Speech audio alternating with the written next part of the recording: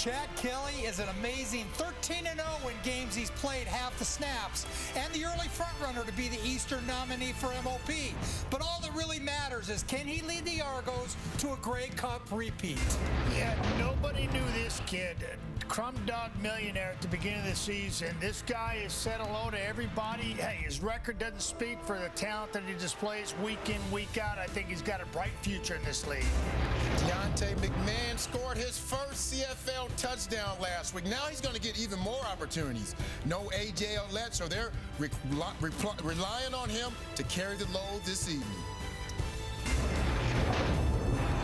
Lorenzo Molden is the reigning CFL Defensive Player of the Year. He led the league in sacks last year. Numbers are down a bit, but he is still the heart and soul of this team's defense. His team has lost 7 games this season by 4 points or less, and they are hoping to change that here tonight. As we welcome you to the second half of our CFL on TSN doubleheader, Jim Barker, Matt Dunnigan, Milt Stiegel, and Farhan Lalji filling in for the marathoning Kate Burness.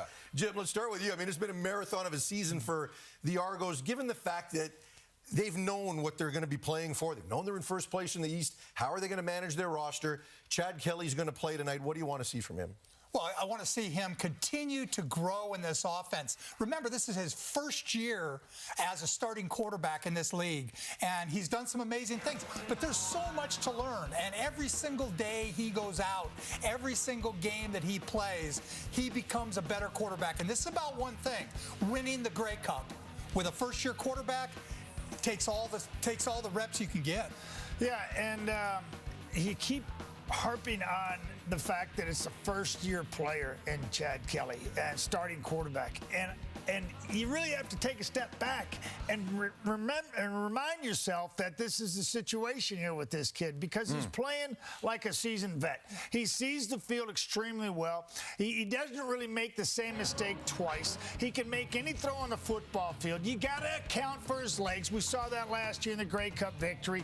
Chad Kelly has earned his 3-year contract extension this season, and justifiably, he's a front runner in the East for MOP, and he continues to try to learn the game. And Milt, that's a head scratcher. He's trying to learn the game, and yet he's the front runner for MOP coming out of the East. Yeah, he's destroying it, as Coach Barker likes to say. 13-0 in games. He's played at least 51% of the snaps. Exactly. He always corrects me about that. But, you know, I want to see, as far as Ryan Dinwiddie, his play calling, how vanilla will it be? Will he try some new things like his preseason? Will he put some things on film for other teams to see that he won't use, in the playoffs, just to make them have to defend other things? So I'm excited for Chad Kelly. Ottawa RedBlacks, they're in a tough situation. They have to realize that these Toronto Argonauts, they will evaluate these film, but the Ottawa RedBlacks, they're going to evaluate it to decide who's coming back for training camp. So those Ottawa RedBlacks, those players better understand that they're under the microscope. Just by mixing up the roster, and, no A.J., obviously Andrew's nicked, and seeing Deontay McMahon step into the plate, you're going to see a ball player that is electrifying. We just got done watching a kid by the name of James Letcher from Junior, and that kid has got some pop and some jump in his step. So does McMahon. I can't wait to watch this kid get as many touches as possible, and this is exactly where these kids make a name for himself in games like this, and saying, hey, I deserve to stick around and be here for a while. And just trying to get on the playoff roster. Right. This is where you're in those spots right now. Yep. Well, one of the interesting things is, by clinching it so early, with 6 games to go, they clinched the title. It gives them the chance. They still have 3 more games to play. So you talk about what plays Ryan Dinwiddie will call. Well, they'll have 2 games after this, and there's only so many things that a team can do in breaking down. Plus, you have Hamilton playing against Montreal the week before. So they've got that to worry about. So he can really open up the playbook, do the things that are going to make them better come Grey Cup time. You said they clinched the title, huh, Coach? I know you didn't mean those words. You said Eastern title. You said, no, okay, all right. I was just making sure. I want to ask you this, Matt. Yep. Dustin Crumb. We've seen him for the majority of this season. He's shown some flashes of greatness. There's been some ups and downs. If you're the RedBlacks, you need to make a decision about how you're going to approach next season at quarterback. Have you seen enough from Dustin Crum to make him the guy? I've seen enough from him for sure. I haven't seen enough around him. I think Williams, the running back, has been outstanding. I think they need to really start looking into who's catching the rock and how they're deploying receivers. I think that's where an issue is with this football team. I like this kid. I like what he brings to the table. You need to unleash him. Yeah, they're last in the league at explosion plays, and to me, that's just they're playing things close to the vest, and look, they're a +2 turnover ratio as a football team with a young quarterback played 12 starts.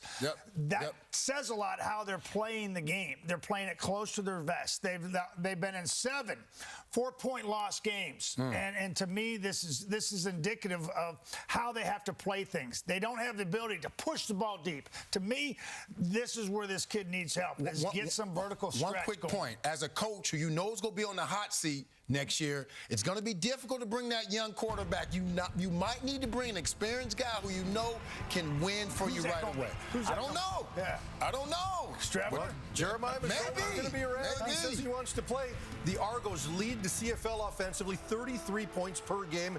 Look for them to be explosive when we come back.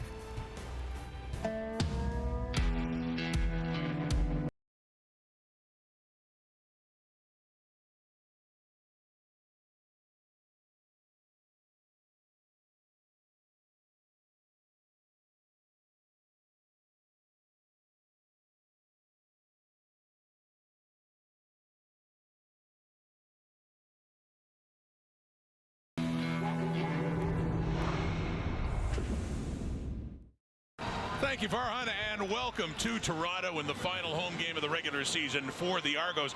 Looking to stay perfect here at BMO Field and welcoming in the Ottawa RedBlacks. They have some franchise records to chase, but for Toronto, Dwayne, it's really about managing, especially their star players, balancing the reps versus the rest, like Chad Kelly. Yeah, absolutely. We don't know how much of Chad Kelly we're going to see in this ball game, but the fact is he's going to start. You heard Jim Barker talk about it. If he plays more than half the snaps, the Argos win here in 2023. As for Dustin Crum, his best game of the season this year was right here at BMO Field against the Toronto Argonauts. Statistically, he looks to recreate that one. Been a frustrating season for Bob Dice, and he doesn't want his players playing for pride. He said they should be playing for pride all season long. And Ryan Dinwiddie, 13-2 this season. And, you know, for Dinwiddie, his 3rd straight East going to the Grey Cup again. A flyover, it's Military Appreciation Night. CF-18 flying over. This game is underway. The Argos won the toss, and they deferred. And it comes down on the return. Tobias Harris for the Ottawa RedBlacks. Getting it up across the 32, and a 20-yard return for Harris. So on comes Dustin Crum, as Dwayne said, his best game this season, coming here back in August the 13th when he was 21-26 for 292 and 3 touchdowns. Yeah, and for Dustin Crum, I mean, it's important to remember his first full year in the Canadian Football League, certainly first season seeing action. The expectations became very high very early when he had those dramatic wins over Winnipeg and Calgary early in the year, but in the grand scheme of things, a pretty good rookie year as a quarterback in the CFL. And he'll pass on first down. A little pump fake. Looks deep to an open receiver right away. Justin Hardy with Quantez Diggers coming back inside the Argo 25. So right away, Crum looks deep, and he completes a big one. Yeah, you saw the pump fake from Dustin Crum. Justin Hardy is going to motion out to the slot. He's the number 2 receiver. Trips into the boundary. He and Ackland both running in behind coverage. Crum dropping that one in to the former East Carolina Pirate. Justin Hardy for a massive gain right out of the gate. Crum completed 2 passes of 30-plus in that game back here on August 13th. The only time he's had more than one in a game. Had one over 50 there to Hardy, and then swings it out for Devontae Williams, who's got it close to another Ottawa first down. And offensively for the RedBlacks, Hunter Stewart making the start again at left guard. And for Drew Desjardins, Stewart, their most experienced offensive lineman in terms of games in the Canadian Football League. Devontae Williams, one of the bright spots for this Ottawa team this season. He's got an eye towards hitting that 1,000-yard plateau here in 2023. Second meeting of 3 this season. That first one was a high-scoring affair, ultimately won by Toronto back in August. They meet again in 2 weeks' time in the final game of the regular season. Flag coming out with movement on the line by the Argonauts as they do run that play on short yardage, only a yard away. Darius Pickett, strong side linebacker.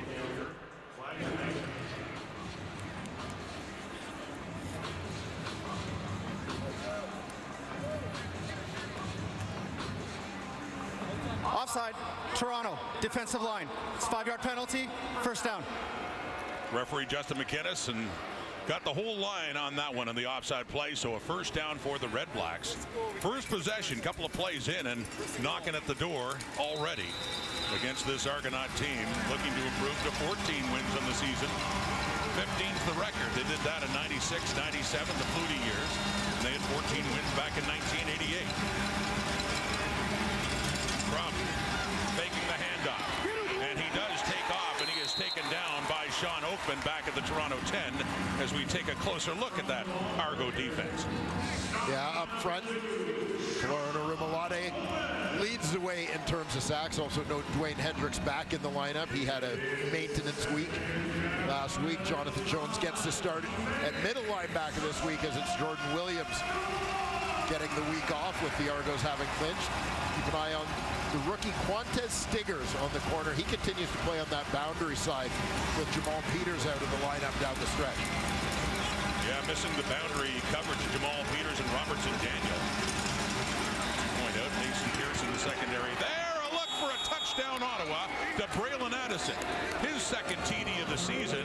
And just opening up this game quickly, the RedBlacks do something they certainly could not do the last couple of weeks against Montreal.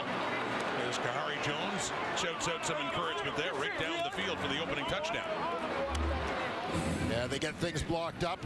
Going to see the running back Devontae Williams come and pick up the blitzing at Darius Pickett off the edge. Gives Dustin Crum time to go to work. Find Braylon Addison just over the goal line. 5 plays, 78 yards in just over 3 minutes for an Ottawa team that failed to score a point in the first 3 quarters in back-to-back games against the Alouettes. Most recently, Thanksgiving Monday, the point after there from Michael Domagala in for the injured Lewis Ward. If only it were that easy all season long for the RedBlacks. They quickly strike. Crum to Addison and a 7-0 lead. Dustin Crum, a successful opening drive for the RedBlacks offense, and that big play to open things up to Hardy to get it started. Yeah, and this is important for Ottawa because I think the big criticism of them in the back-to-back losses to Montreal has been the fact that with something to play for late in the season, playoff spots still potentially on the line for them, they came out flat right out of the gate. So for them to come out, even though some may say too little too late, but for them to come out and have a great start tonight, I think is important in terms of the psyche of this football team and kind of sending a message. We talked to Bob Dice a couple of days ago. He wants to see how much they care. Mathematically eliminated the last 2 games of the season against the team that's been #1 in the CFL in the standings. And Argos down 7 on the return by Javon Leake, who gets it up near the 50. An ongoing story for Chad Kelly and the Argos offense. A great place to start, and they will again up close to midfield. Here we go, Ranger. Yeah, and one of the things that stands out about Chad Kelly's Tight huddle, here we go. season has been the level of aggression, quite frankly, with which they have attacked opposing defenses. And a big part of their ability to do that has been the field position that they have been given by their special teams. Here starting at almost midfield. His most productive game came back in mid-August against these RedBlacks. Threw for over 400. Well, there they go, looking deep and nearly completing it. The Tavares Daniels, wow. Mentioning that game again against Ottawa, Daniels had just an amazing game. 6 catches for 180 yards, and that one nearly had a big reception there. Here you see Daniels on the outside. They've got a tight end in the formation. He's able to use his waggle. Money Hunter stumbles a little bit, trying to close on him. Just couldn't quite track that one down. A lot of players, both sides, had great games when these two teams last met. Kelly facing some heat, gets away from it, and then he dumps it off, and he does complete it to Dan Adeboboye. Although he is back at the gain of maybe a yard at most, so a 3rd and long coming up here for Toronto. Chad Kelly showing some quickness in the pocket there to avoid the rush. Unfortunately for the Argos, nothing available to him other than that check down right around the line of scrimmage. So Boris Beatty handling the punting duties again. He has for the past several weeks with the injury to the regular punter, John Haggerty. And Beatty has punted well. Of course, he's a lot of experience doing it. Taken by Tobias Harris. Up across the 20 to the 25 after a punt of 43 for Beatty. Jalen Ackland, another one of those that had a great game in that previous meeting against the Argonauts, including a 55-yard touchdown. His team has the lead and the ball when we come back at BMO. Well, I guess we can't tell Jalen Ackland or Brandon Calver this game doesn't mean anything. Why is he doing that little boxing motion there? Well, maybe it's because of this pregame. Dwayne, what do you think of this? Looks friendly till that. Yeah, not for long. Smiles when it started, but things got heated in a hurry. Well, maybe it is just a little bit of fun pregame. Looked a little tense for a moment. Ackland and Calver looks like they have a history here. It's Ottawa football just across the 25, a 7-0 Red-Black lead. Dustin Crum takes the handoff, dumps it off to Hardy, who gets bumped by Tavares McFadden. Pushed back, he kept his feet, but he still lost yardage. A 2nd and long coming up for Ottawa. And Justin Hardy shaken up as he took a pretty good shot in the midsection. Hardy coming across the formation, working towards the flat. From up above, you can see this one coming in slow motion as McFadden was closing on him as the ball was in the air. Hardy barely with time to get his head around before he gets that shot in the ribs.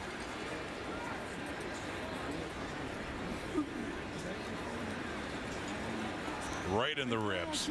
2nd catch for Hardy, although that one lost yardage for one of the most targeted receivers in the Canadian Football League this year. 74 catches for just under 800 yards coming into this game, but still in the field and getting some attention from the RedBlacks medical staff.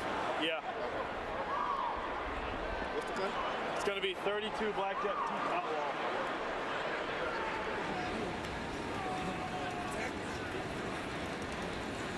Hardy hopefully just winded on the play. He's such a key part of this Ottawa offense. Their leading receiver this season. In his 2nd year out of East Carolina, and shakes it off, gets up, and he'll head off on his own. But to get this game resumed again, the #1 receiver in 2023 for the Ottawa RedBlacks, Justin Hardy. Though remarkably no catches last week against Montreal, which probably speaks a little bit to the state of Ottawa's offense in that ballgame. Really disappointing last 2 games against the Alouettes for the RedBlacks, who've been coming off a big home win over Saskatchewan to stay in the race. But mathematically done now. A 2nd and 13, though, leading the Argos by 7 from the Ottawa 23. That is caught. It is shy of a 1st down. And it's Siosi Marin on the receiving end. He has it up around the 35, but still not close enough, as the punting unit will come on for Ottawa. Yeah, it's 3rd and a long yard, but in this part of the field, their own territory, Ottawa's not going to play around with it. We'll bank on the leg or Richie Leone to help them try and swing the field here. Javon Lee, who leads the CFL in punt return average and touchdowns, and had a big one to open it up in the second half against Ottawa in that August 13 game. Takes it now, and he heads to the left after a 46-yard punt, and out of bounds he goes. So Chad Kelly and the Argo offense coming back on. I mentioned statistically the best game of this rookie season for Chad Kelly, and here's why, and really connected well with Tavares Daniels in that game. Yeah, Daniels 180 yards through the air. Terrific season for Tavares. That was his only 100-yard game of the season, but for Chad Kelly, 417 yards through the air, completed 75% of his passes in that ball game, including 4 touchdown passes, but 4 strikes of 30-plus. Handing off to Dan Adeboboye, had a catch in the previous drive. He's going to get more touches, and we expect Deontay McMahon to as well, with A.J. Ouellette not in this Argo offense tonight. And looking at the Argo lineup, Peter DeCastro getting the week off. Maintenance day for him. Dylan Giffen gets to start at right guard. Tommy Neal, I think, has been a nice story for the Argos coming down the stretch of this season, getting more playing time, particularly since the injury to Curly Gittens Jr. Approaching 300 yards through the air for him in his last half-dozen games. A 2nd and 6 now for Kelly. He has time. Looking deep over the middle again. They hook up again. Kelly to Tavares Daniels. A big play to get it down to the RedBlack 30, and a first down Ottawa. Toronto, they spot the ball at the 32. Well, these two almost had a big connection on the Argos' first offensive play of the game. And here you see clean pocket for Kelly. He's able to stand in there long enough for the deep route to come open. Tavares Daniels, for the 2nd time in this ball game, gets in behind coverage, and this time the Argos make the RedBlacks pay. In a 35, Kelly to Daniels. From the RedBlack 32. Back in the hands of Adeboboye in his 2nd year out of Bryant. A Toronto kid up against this RedBlacks defense tonight. And Lorenzo Malden back in the lineup, still amongst the tops in the league in pressures, even though the sack numbers are down a little bit. Look for Javon Santos Knox in the middle of that linebacking core. Heart and soul guy certainly for the RedBlacks. Elijah McGee makes his CFL debut playing the field corner this week. 2nd and 10. Kelly rolls out and takes off to the 25, to the 20, a first down as he slides. And the sticks will move for the Argos, trying to drive down and tie up this game.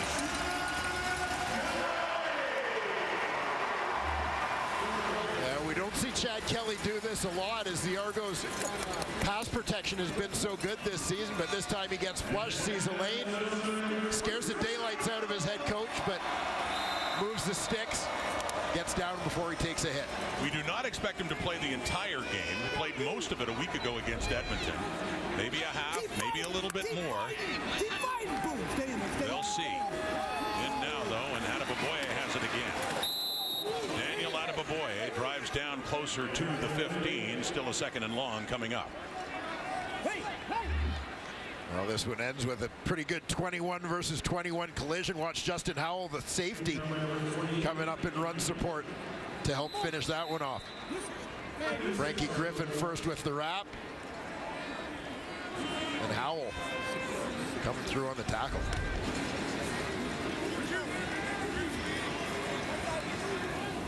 Adeboboye with 3 carries in this game so far. 2nd and 6 at the 15. On the catch, breaking loose is Tommy Neal. Waiting for the signal for the Argo touchdown. Neal gets it in the end zone, and the Argos strike right back.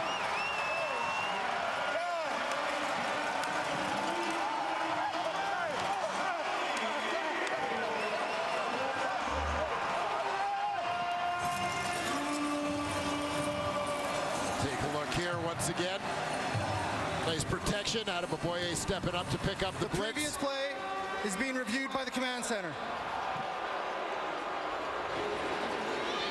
Be Tommy Neal's first touchdown of the season.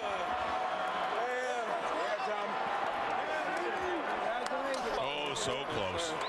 But That would almost be Tommy Neal's first touchdown of the season. That might be the more accurate phrasing as we take a look at this replay. Command Center's reviewing. And you just see that left knee go down just before the ball breaks the plane. Well, we'll wait and see what they decide. Shouldn't take it away from them that fast, but...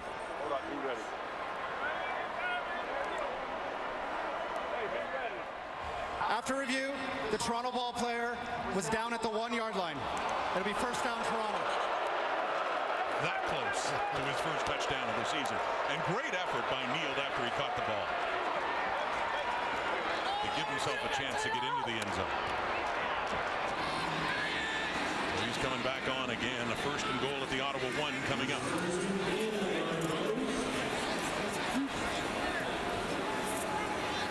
And Cameron Dukes, short yardage quarterback,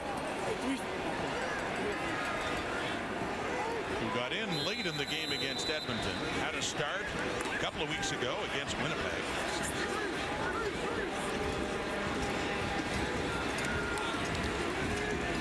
Seven rushing touchdowns this season. Do I hear 8? Second and third effort. There's the signal. Touchdown Toronto. Cameron Dukes comes on for a play, and the product of Lindsey Wilson in Kentucky has himself another major score after a 7-play, 71-yard drive.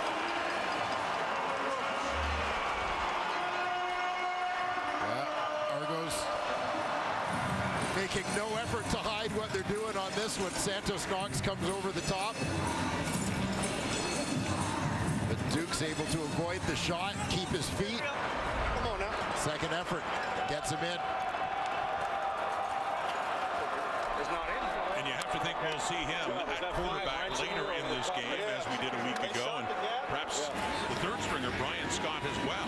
Brian Dinwiddie talked about wanting to give him more reps than he got, just a few in Winnipeg a couple of weeks ago before speeding the point out. Putting it through and remaining close to perfect on the season in that department. Little bowl after the score. 7-7 tie. The Argos have had one of the top offenses all season, running fewer plays on offense than any other team in the league. They feast on the big play, and they did on this drive, Wayne. Yeah, they sure did. Got it started with the strike down the middle of the field to Devaris Daniels. Chad Kelly using his legs a little bit to keep things moving. Daniel Adeboboye getting his touches in early here. Tommy Neal robbed of his first touchdown of the year, but Cameron Dukes finishes the drive. Let's go, boys! And with that, we have a 7-7 tie here in this last game of Week 19. Tobias Harris with it, and just gets stopped in his tracks up around the 25. Enoch Mwamba, Grey Cup MVP 2022, has not been able to play this year because of injury. Hell of a chat with Matthew Shinetti coming up here in the CFL on TSN from BMO. He had one of the key plays in the fourth quarter, that dramatic finish in Grey Cup 109 nearly 1 year ago. Enoch Mwamba with the interception on Zach Collaros to set up the Argos to go ahead. They end up winning it by a point, and he is Grey Cup MVP. And here he is now with Matthew Shinetti. As Enoch Mwamba gets ready for, I imagine, the next chapter of his career, we are waiting for a little bit of TV magic. It's good that you make some time for us, Enoch, knowing that you've been on the panel, and you have a podcast, and you've been a man about town here in Toronto, and also still an important part of this dressing room. How have you kind of approached this season? I know how much of a competitor you are and what you did at Grey Cup 109 last year. How have you adjusted to your role with your teammates? Man, this has been about, you know, as I continue to grow in this game and outside of it as well, I try to help my teammates grow as well. You know, small words, you know, try to help out the guys where, you know, any type of wisdom that I can, and I try to do that any day of the week and any time that I can.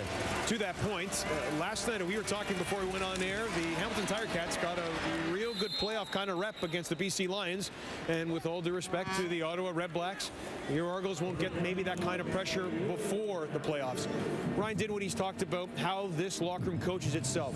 How do you see your role in that, getting your teammates ready for the playoffs? Listen, man, it's all about leadership, man. I've been in a bunch of different locker rooms, and this is one of the best ones. You talk about leadership, there's a bunch of them in various positions, and, it's not all on one person's shoulders. If you look at the field and the guys that are on the field, there's so much talent, and there's guys that can make plays any day of the weekend, so it's just about remaining together, which is what we do. I know you're going to be a big part of that. Thanks, Enoch. Thank you so much. Thanks, Matthew. And Enoch's done some great work for us as well. He's already sort of transitioning into the media here in his final year as a player who is too hurt to play in this Argo team this year. Good to see Enoch still involved, the #1 overall pick in the Canadian Football League draft back in 2011.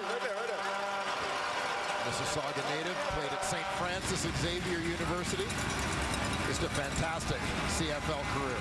Devontae Williams with the carry that gave Ottawa the first down up at the 39, 7-7 tie. Dustin Crum. He gets rid of it and he completes it to Jalen Acklin, who hops over the Argo defender and gets it inside the Toronto 30.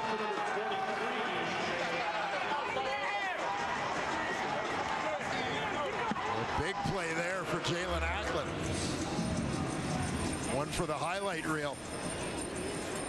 Max protection here. Dustin Crum, the opportunity to step up.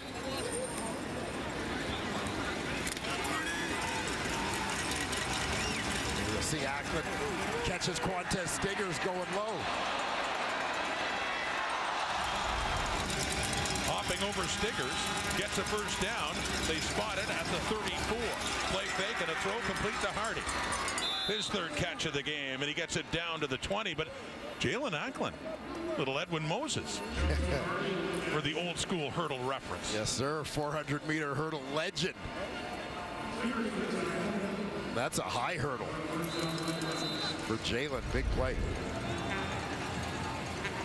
Acklin, as mentioned, had his best game of the season here in Toronto back in August. Got a touchdown, a 55-yarder from Dustin Crum. From the Argo 20. Oh, and moving in is Stiggers right there on Shaq Evans, who wants a flag and gets one. Stiggers just smiles. Can't believe the call, but it looks like it's going against him. And this is going to be a close one for sure, as Stiggers suggesting he wants to see the replay on that one himself.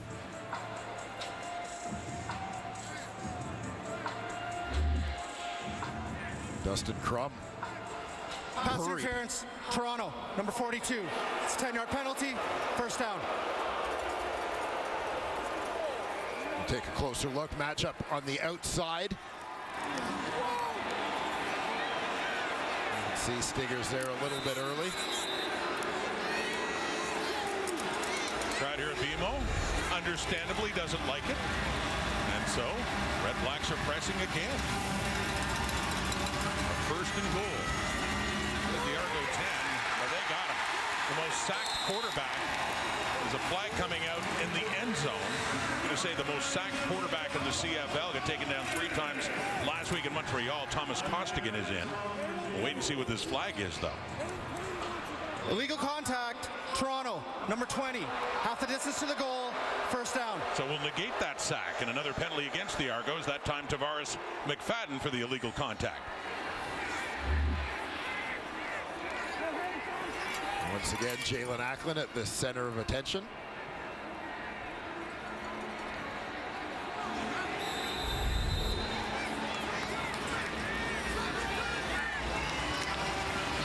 So the RedBlacks benefiting from a couple of penalties here to get a first and goal down to the Toronto 5. They move that half the distance. Looking to take the lead again. Devontae Williams bounces off a tackle and waltzes into the end zone untouched. And tries to shush the crowd a bit here at BMO. But first quarter and a couple of touchdowns for the RedBlacks. As Williams gets it, that's his 3rd rushing touchdown on the season.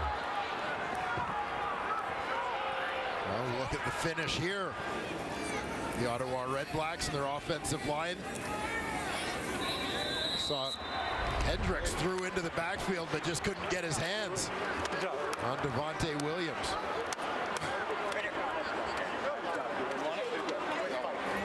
In his second year out of Southeastern Louisiana. And the point after by the ex-Ticat, Michael Domagala. The RedBlacks are back in front by a touchdown again. 3 possessions, 2 of them going all the way for TDs. And we mentioned Devontae Williams. He came back a little bit heavier this season, wanting to be a little more prepared for the wear and tear of 18 games at the pro level, and it served him well. Very strong going into contact, fighting through tackles. We talked about his quest for a 1,000-yard season. He comes into this game tonight with 827, and so far he is 19 on 3 carries, including that one for a touchdown. And just one more game after this, also against the Argos at TD Place in 2 weeks' time. Well, the way the Ottawa offense has performed in a couple of games at BMO, they may want to move that one to Toronto. They have played well here, especially in the first half. They put 24 on the board in the first half back in mid-August, and that one rolls out. So the automatic penalty called against Richie Leone on that kickoff. Yeah. To result in very good starting field position for Toronto again. You can see he hooked this one a little bit. Illegal kickoff out of bounds. Ottawa. Ball will be placed at the 50-yard line.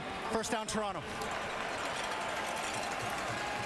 A little too much hook on that one for Leone as it heads out, comes out to the 50.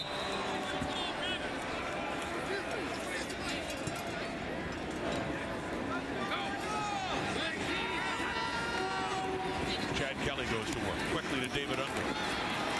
Cross midfield and down to the 51 of the RedBlacks, and very close to a first down for the Double Blue.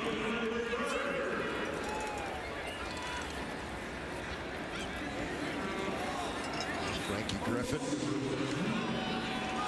He's really settled into this second year, getting a shot to play that will or weak side linebacker position in Ottawa. You see the numbers down below, 64 tackles.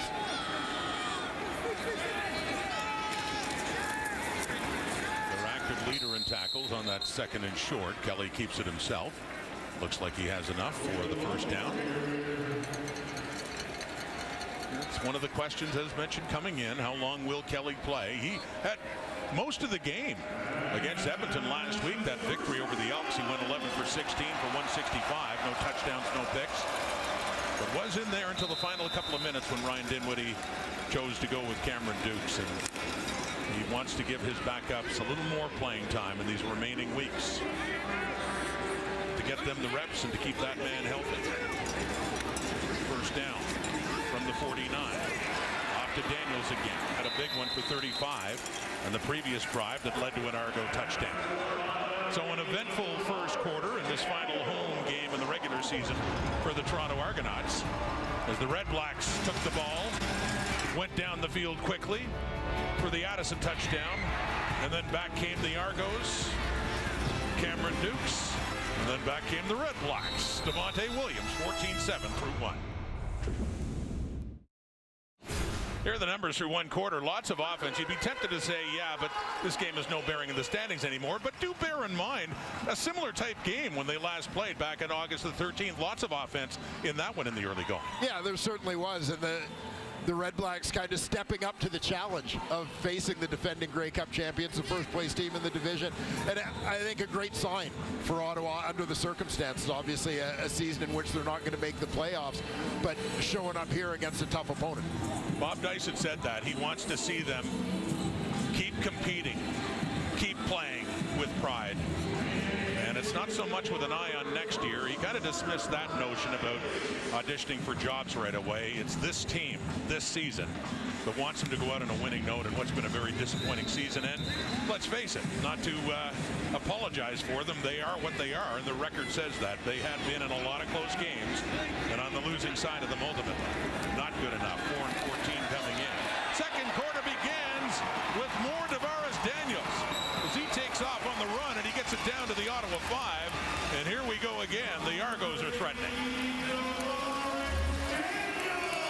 Watch for Daniels coming right to left on your screen, is going to bring this one around the edge.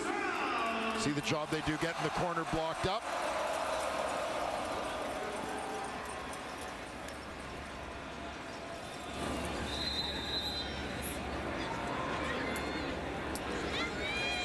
We don't see Tavares Daniels out of the backfield a lot with the shovel pass, but nice looking play there for the Argos.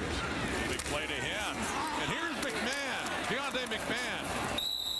As Kelly sold that fake afterwards, he takes it, gets it just inside the 5 with a second down and goal coming up for Toronto. Man in the backfield now getting some touches at running back.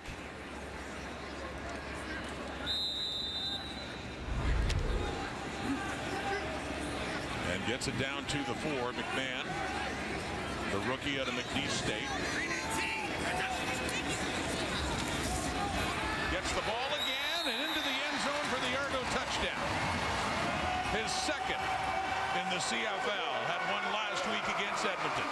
Deontay McMahon, and he's getting some reps now with that man, A.J. Ouellette, on the sideline again for this one. Yeah, Matty Dunnigan's back in the studio saying, "I told you so." This was his guy to watch tonight. McMahon once again in the backfield here. You're going to see his quickness. Little outside in move to freeze the defender, allow him to get in standing up. So the second quarter begins with another touchdown for Toronto. Just a point after shy of tying this one up.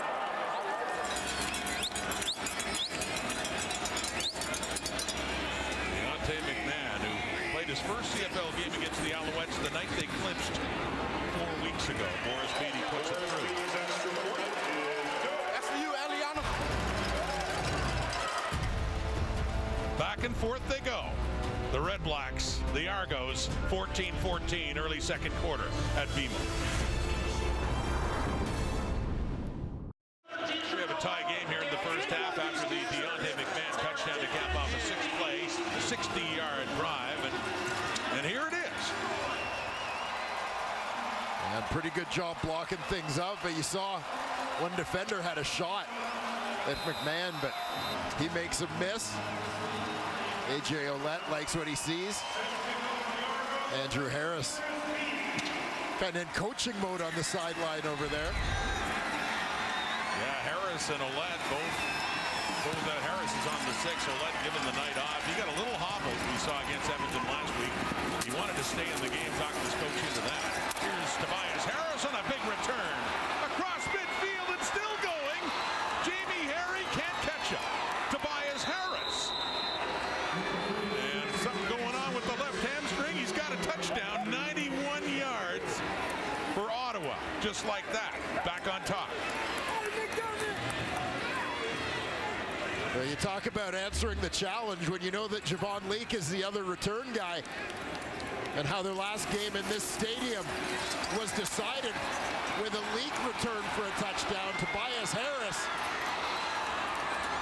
comes through in a big way for the Ottawa RedBlacks. Immediately snuffing out the momentum generated by that Argos touchdown by Deontay McMahon. Harris to the house. For his first touchdown return in the CFL. His longest before this had been 42 on kick returns.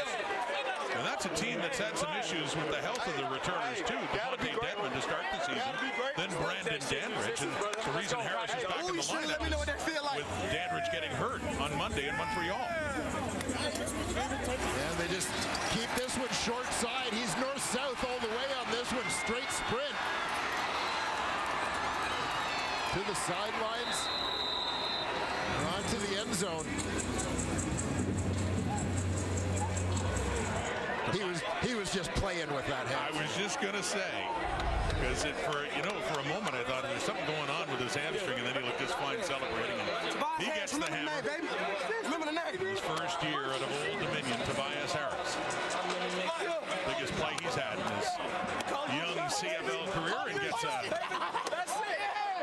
handshake and a hug there from his head coach Bob Dice, who, of course, has been the RedBlacks special teams coordinator for years, since 2016 before taking over the head coaching job.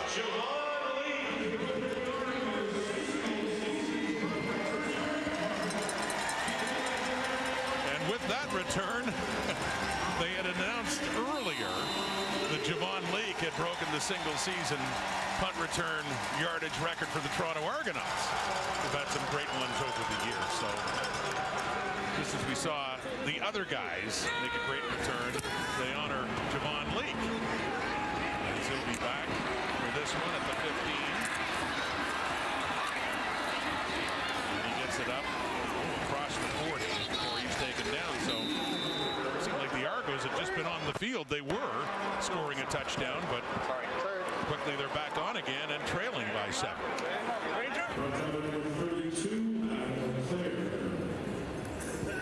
Chad Kelly, Davaris Daniels, and the rest have struck for a couple of big plays in this one. See if they look to go over the top again.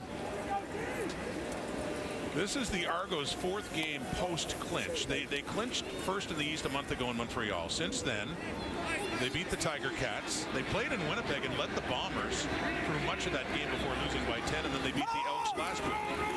Now they're behind against the RedBlacks again, and a nice run. Daniel Adebaboye, a first down and more, and a flag comes out late as he's pushed out of bounds. He's getting his chance to tote the rock tonight with the changes at running back and resting key players. And you see the burst of Adebaboye here, a little jump start. Unnecessary roughness. Ottawa, number 38. 15-yard penalty, first down. DeAndre Lamont flagged with the late hit. And just like that, the Argos back in scoring position. This game has taken on a look as last one with the ball wins.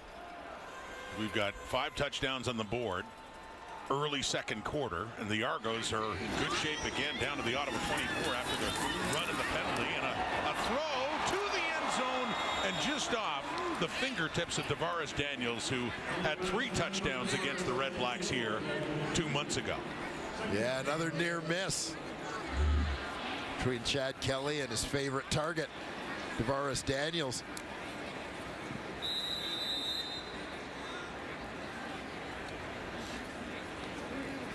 Just a little bit high as he gets some contact from Elijah McGee, who's making his CFL debut in the field corner. 2nd and 10, Ottawa 24. Kelly, time again.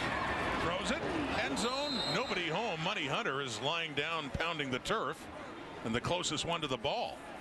3rd down and a field goal try coming up. Yeah. Argos suggesting that there may have been illegal contact there, but no flag as yet.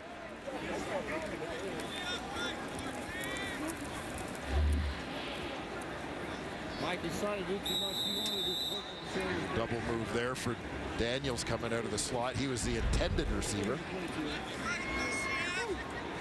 Falls harmlessly into the end zone. So Boris Beatty is on.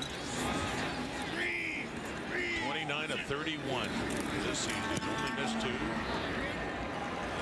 We'll call that 30 for 32 for Beatty. Second to Sean White in the accuracy department for field goals this year in the CFL. BMO faithful here and loving the fact that we got another high-scoring game. All right, Farhan. Hey, Aiden. Yeah, congratulations on that, and good luck the rest of the way with the returners we have in this game. You never know. A little harder, a little more rare on the kickoff returns, but we do have one. Tobias Harris getting it. And all those groceries for Aiden. Down to the 50 now, as Ottawa's quickly on the move, and another one for Hardy. Yeah, holding the rush there with the run look. Trump holds onto it, throws that strike over the middle. You get the linebackers sitting up close to the line of scrimmage, as they've got to honor the run and then drop it in behind them. Handing off Devontae Williams as he gets it down inside the 40. And another first down for the RedBlacks.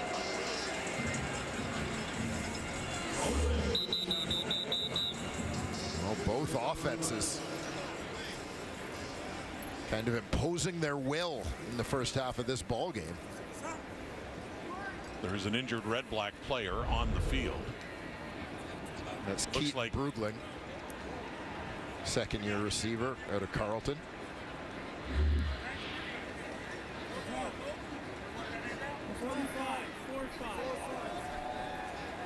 See,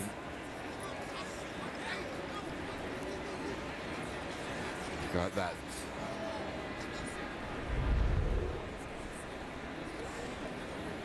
So Keaton Brugling got hit from behind, as you saw, and remains down. We'll take a break and be back right after this. All weekend on TV. Love football, both sides of the border. We got a lot going on this weekend. Busy day today in the CFL to wrap up Week 19, Ottawa football, and talking about wrapping up. Valerian Remilade wrapping up Devontae Williams for little to no gain. We'll give him a yard. Remilade, one of several prizes in the Argos free agent class, coming over from Calgary, where he had previously worked under Corey Mace, his D coordinator here in Toronto. He's proud owner of a new contract extension, very well deserved. Absolutely. Good job the defense has done this year. Just a slew of ex-Stampeders in this Argo defense now. Second and 8. Toronto 36. Screening it off to Braylon Addison, who has a touchdown earlier in this game, and Addison works his way down for a first down and closing in on the Argo 25. And you'll see with the rush coming upfield aggressively, Ottawa takes advantage of it with the screen to Addison. Nice cutback move there. Getting Jared Brinkman to over pursue. Game by game, Braylon Addison looks a little bit more like Braylon Addison. Top 5 receiver in the Canadian Football League back in 2019, has fought injuries since then. Dustin Crum is 9 for 9 for 162 yards. His 10th pass? No, not yet. He's taken off. Dustin Crum on the run. Another first down as he gets that one down inside the Toronto 15. Dustin Crum hobbling back to the huddle a little bit as, you know, I think his teams have been so focused on stopping his running that when an opportunity came for him to take off here, sliding was just not an option in his mind. He's just glad to get an opportunity to get out and do this. Took a little bit of a shot to the leg there. We'll keep an eye on that as this series continues on. It's close to 700 yards rushing, averaging over 7.5 yards a carry this season. Dustin Crum handing off, running now is Williams inside the 10, 5, and he gets down to about the 2. Royce Mechie takes him down. We have a first and goal coming up for the Ottawa RedBlacks. The yards after contact accumulated by Devontae Williams this season have been impressive, and this play no exception. Took Mechie for a ride for a couple of yards at the end of this one.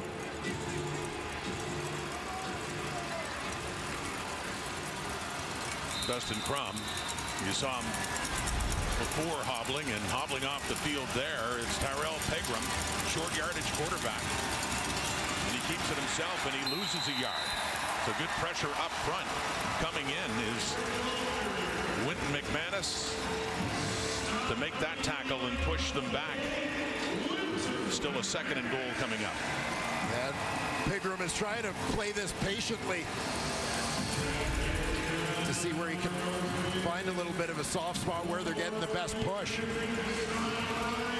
But essentially it was nowhere as the Argos shut that one down at the line of scrimmage. So Pegram comes off and Crum does come back on. They're pushed back to the 4 now in a second and goal.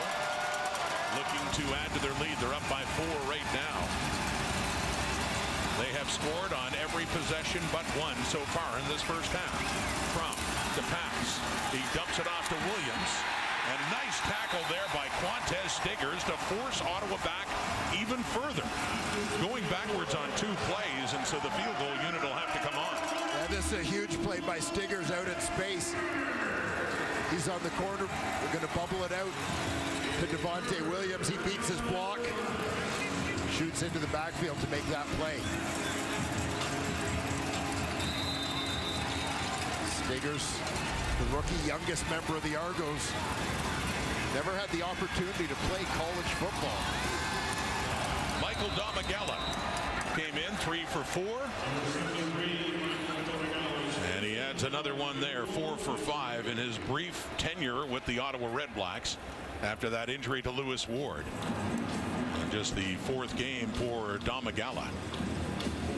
So they add 3 more. They're up by 7 now, 24-17, under 6 minutes to go until halftime. You see Crum, and to his right is Nick Arbuckle, who in the last 2 games against the Alouettes came on late when the offense really struggled, especially last Monday at Molson Stadium when they were shut out through 3 quarters and were only able to muster a field goal in that game. It was never really close. The Alouettes won it decisively. Arbuckle, who had a brief stint here in Toronto before being traded to Edmonton.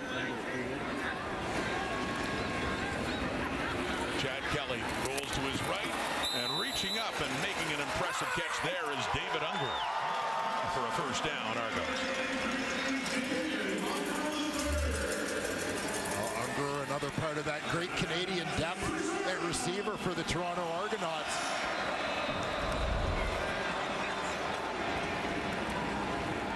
Going to work quickly. That one's knocked away. Money Hunter coming in, and Unger that time.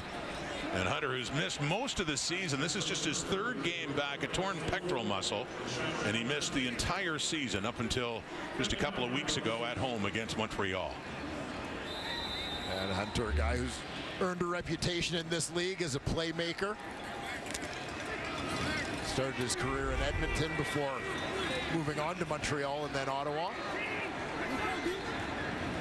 2nd and 10, up near midfield for the Argos, down 7.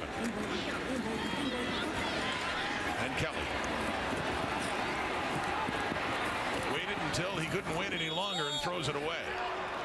So the punting unit will come on for the Argos. Lorenzo Malden moving in, the sack leader last year. Getting some heat on Kelly. Malden in the stand up at the left end of that line, left side of your screen. Up the field, up the field, up the field. This goes bull rush here on Trevon Tate.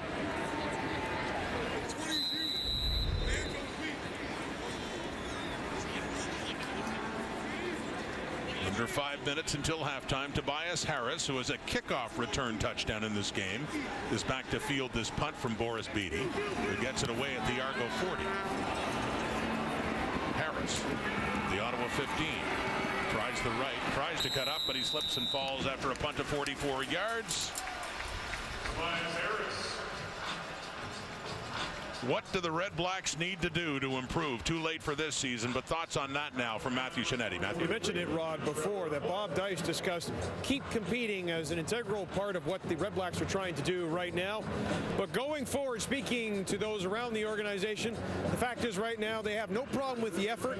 It's the execution. They point to 5 games, and of course you can take a look at that PC game being one of them earlier in the season where the RedBlacks had a chance to close out a win, and they did not. They take a look at players like Bryce Carter and Cleon Lang as integral to that. Effort is there, just not the execution right yet. And no, they won't have a comeback this year, but I was speaking to Javon Santos Knox, and he told me, listen, we're good.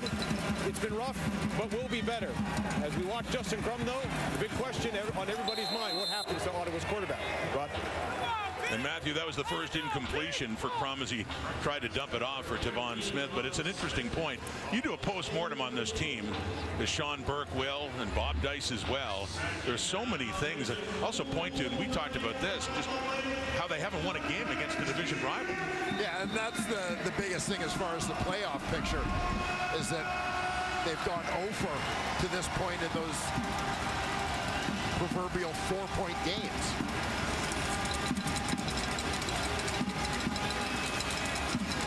All 4 of their victories coming against Western opponents, and they should have beaten all 5. They feel that way when they led BC by 19 heading to the 4th quarter and lost that one a few weeks ago. One of those games that got away. And it is Hardy again on the catch and getting up for a first down for the RedBlacks.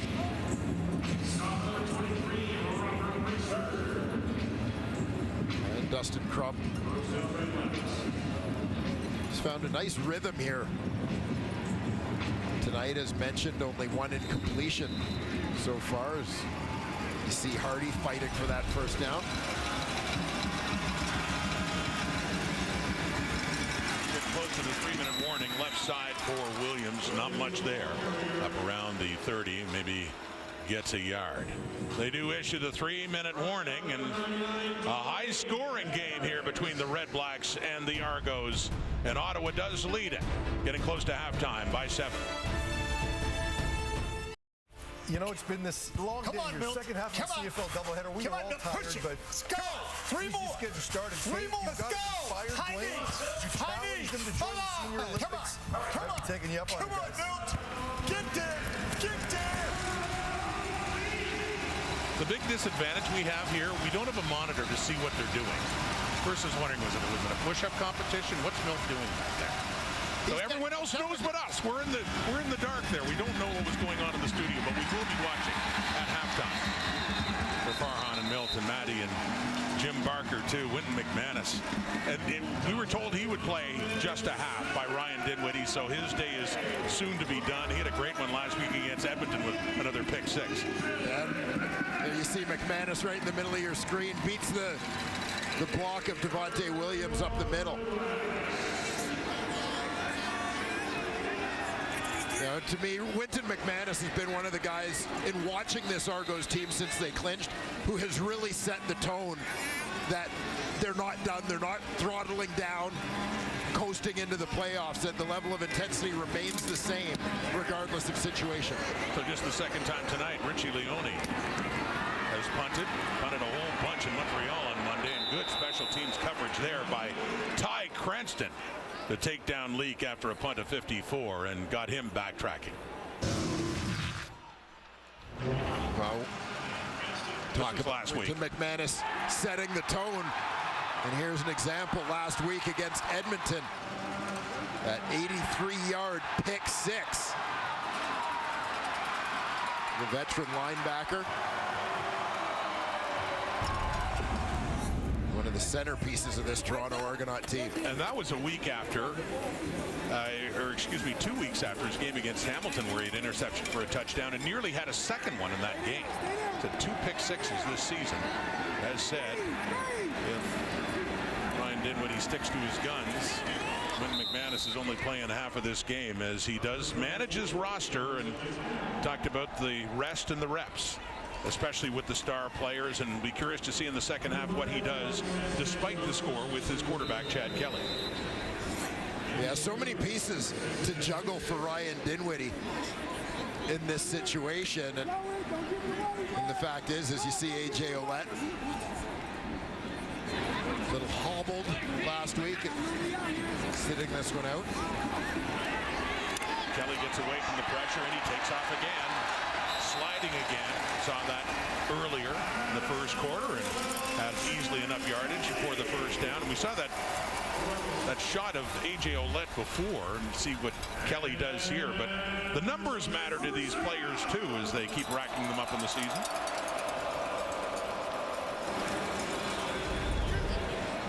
Ouellette is 41 yards away from 1,000. He's at 9:59, and that would mean a lot to him. Still 2 games after this one to get in the game and get a chance to get it. And Ryan Dinwiddie is pledged, as long as his health is good, he'll get that opportunity.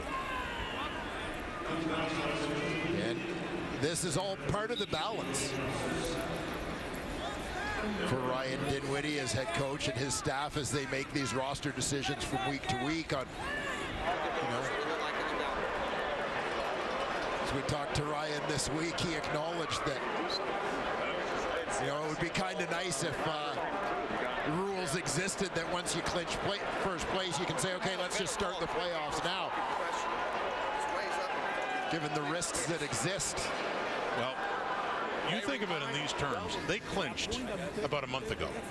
Their next meaningful game is in about a month. Yeah. They're about halfway through it. Well, they are. I mean, in terms of it was 6 6 games left in the regular season that they were playing knowing they already had first place. And so they've already, this is the 4th of the 6th. So just past the halfway point now. It's DeAndre Lamont, the injured Ottawa player, heading off. 2nd and 10 at the Toronto 45. 1:42 until halftime. And the RedBlacks, who've looked impressive offensively in their first game since being mathematically eliminated, have the 7-point lead. 3 receivers to the right.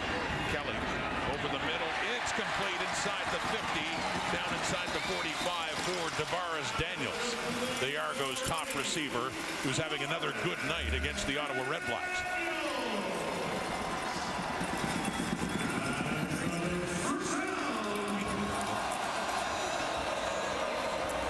DeBaris Daniels with Griffin trying to protect the inside. Throwing again, and that one's for Tommy Neal. Too far, but a flag comes out late.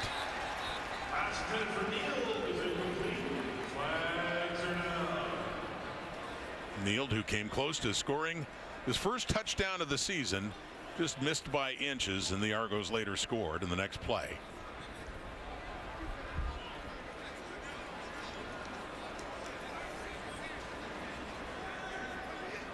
Defensive holding, Ottawa, number 35. It's a 10-yard penalty, first down. Douglas Coleman, who's had a tremendous season at strong side linebacker for the RedBlacks, is flagged there. And he's going to be matched up against the number 3 receiver inside slot there, Tommy Neal. Arm around the waist, keeping him from getting to the inside. So the Argos, still lots of time to get a touchdown to tie this game by halftime. The score at the half in that one here at BMO 2 months ago was Toronto 28, Ottawa 24. 5 lead changes in that first half alone. A game that the Argos ultimately won. For the Ottawa 33. Kelly is knocked down, a rare sack given up, and he's pointing to the head area, Michael Wakefield, the one that got in. And Kelly is pleading for a flag. Yeah, you can see Ottawa load up that line of scrimmage. Wakefield just breaks through as they had some trouble. Counting out their blocking assignments here. And Wayne, a challenge flag has been thrown at the Argo bench for that. Looked like the right arm caught. Certainly part of the helmet, Toronto maybe even the face previous mask. play for roughing the passer. The play will be reviewed. As Kelly ducked, the arm caught the helmet.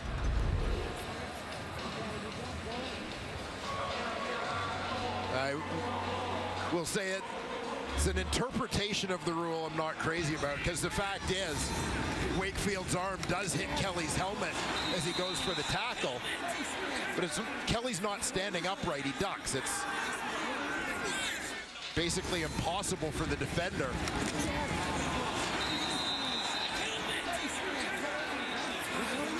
So command center's taking a look at this.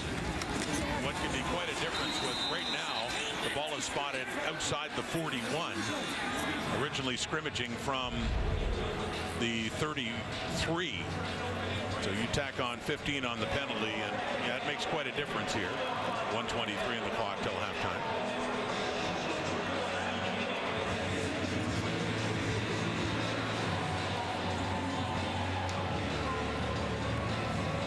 RedBlacks at 4-12 coming into this game. One more look at Wakefield's hand.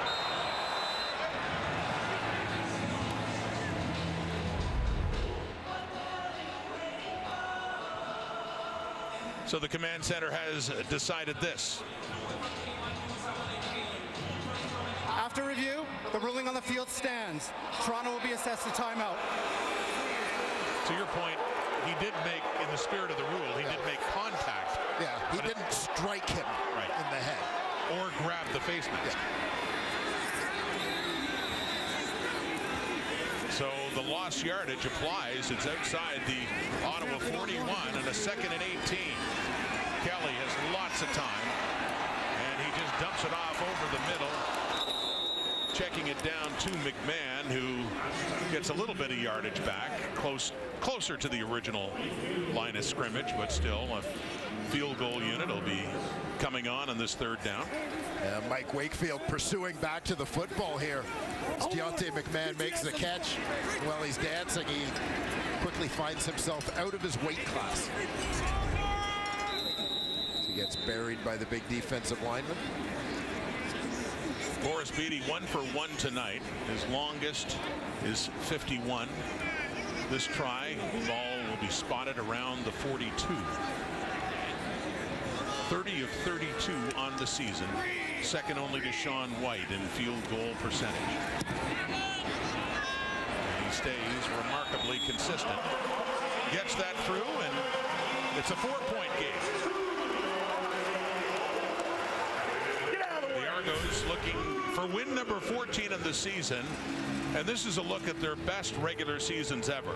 Back-to-back 15-3 with Doug Flutie in the mid to late 90s. 1988, 14-4 that year. And they could match that with a victory tonight. They come in at 13-2 and would still have a couple of chances to get number 15 should they come back and win this game tonight. The Ottawa RedBlacks giving them all they can handle. Through almost 30 minutes. It was a 4-point difference at the half. In their previous meeting, Toronto had led 28-24.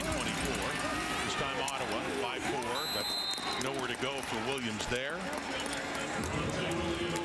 Costigan and Pickett combining to make the play on that one.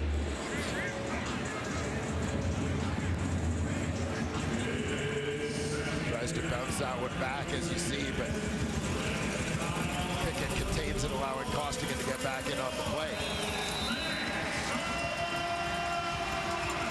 An Ottawa offense that had done essentially nothing in the previous 2 games. Looked like it was shot out of a cannon by comparison. In this one, on their opening possession, a big play over 50 yards to Justin Hardy. Ultimately, the drive finishing with a touchdown for Braylon Addison. Back and forth they go. And now here's Williams with a better carry as he gets a first down up near midfield. Up to about the 53 of the RedBlacks. 13 seconds to go. Yeah. Let's go, baby. Wait up. Full clock management mode here after a good run by Williams. Gives him a chance with another first down to perhaps consider a Don Miguel field goal attempt. 53, deeper look to the left. Coverage is there. In fact, it goes right to Quantez Stiggers for the interception. Stiggers looked wide open on that one for his 4th pick of the season, and that'll snuff out any thoughts of any more points for the RedBlacks, who nonetheless do have the lead at halftime. A 4-point lead over the Argos. And Dustin Crump takes a shot from Sean Oakman just as he delivers that one. Saucy Mariner sees the ball in the air. Maybe he didn't see the ball in the air. Initially, watching the play live, it looked like he quit on the throw, but as you see from that angle, it looked almost like he didn't know that the ball was in the air. Stiggers did, tracks it, makes the pick.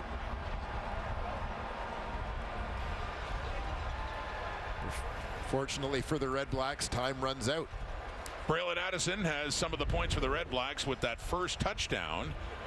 And here he is now with Matthew. It's good to see you back out there, Braylon. Obviously, as Rob was talking about in our broadcast, your offense hasn't been where you've wanted it to be in the last 2 games. You have a hot start. It's not the way you want to finish it, but take us through what the mentality was to get the offense going tonight. Coach Dice preached all week. Obviously, we've been eliminated from the playoffs, but he preached this coming out here and fighting, putting good stuff on film. It's always something to play for. It's a blessing to be out here and be able to play again. So, we focused on that all week, just coming out, starting fast, trying to execute, and that's what we've been doing tonight. We got to finish a little stronger. You get that touchdown. How much of those individual journeys, your own included, to get back to playing, are the guys rallying around these last couple games? I think it's there, obviously, my injuries and my history and things like that. But, obviously, we've just been trying to win games. Everybody in the locker room, Everybody's happy for me, obviously, but we just been trying to win games, and we just got to keep finishing tonight and come out and play a good second half. Thanks for this. Yes, sir. Well, the far on the standings might say the RedBlacks are at the bottom of the East. They are up 4 and giving the Argos a little bit of a game here.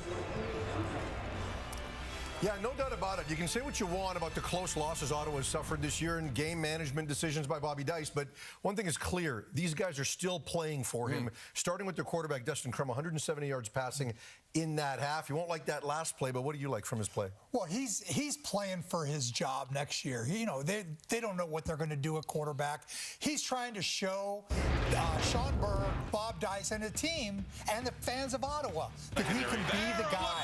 He was 11 of 12 in that half. They pressured him some. He took only 1 sack, though. Now, he leads the league with 52, 53 sacks. So when you've taken over 50 sacks in the number of games he's played, he has to improve that. But that will come with time, and that's what he's doing here. He's getting the ball out of his hand. He's accurate. So for Dustin Crum, this is an important time for him in his personal growth and in his career. Yeah, you're talking about guys playing for their jobs. Every single person on this team is doing that exactly. And you talk about a guy who's looking pretty good as far as having an opportunity to be invited back to training camp next week, and that's Tobias Harris, who's a solid cornerback. But when you can also play special teams, cover, or return, you got a pretty good chance of making the team. And this is what we've seen right here. And this is a rarity. This is only the second kickoff return all year long in the CFL. You talk about how rare it is. We've had 10 punt returns. This is only second kickoff return. And it's a reason why when you win $1 million, you have to see 2 kick returns in the game. This is the reason why. So congratulations to that young man. You're putting something positive on tape. Now you have another half and one more game to show this team that you belong there next year. Matt, what about Chad Kelly? Because we weren't sure how much he was going to play in this game. And Ryan Dinwiddie said, look, we got to get our offense back in sync. 143 yards passing. He's also taken off 3 times and run. He's been hit a few times. How do you manage that line? That's football, and that's not my job. That's Ryan Dinwiddie's. That's like, you go, Ryan, handle it, man. Figure it out. Yeah, I think. I like his decision-making process. Look, you can't take the fight out of the dog. Sometimes you got to take the dog out of the fight because, he's just a competitor. Like we've seen it with Dustin Crum. We saw it with Trey Ford earlier, and we certainly saw it with Cody Fajardo running the football and design quarterback runs. And here he gets what he can and gets down. He dumps out of the backfield, is seeing the field well. 9 of 15, as you talked about, a little over 140 yards. But this is what you don't want to see is this stuff after a play and him getting taken down. You can't see it there, but he gets 250 pounds laid on him here, and now you're just praying to God that he gets down here and he makes a smart decision. So I'm not sure if you've seen enough. I think I have. And, Jim, we often talk about it. How much do you play this kid? Because he is a rookie, and every time he's out there, he's learning the game, and he's seeing something new. I don't know if this next 30 minutes is that important to put him in harm's way. I would get Dukes out there and get him some more reps because I think that's where the anxiety for me lies with the Toronto Argonauts is you're one play away from that guy. Yeah, Ryan Dinwiddie's going to have to make the same decision for the next couple of games. We'll see if he plays in the second half. We saw a pretty entertaining first half of the early game in this doubleheader. Edmonton playing host to Montreal. We'll show you those highlights when we return.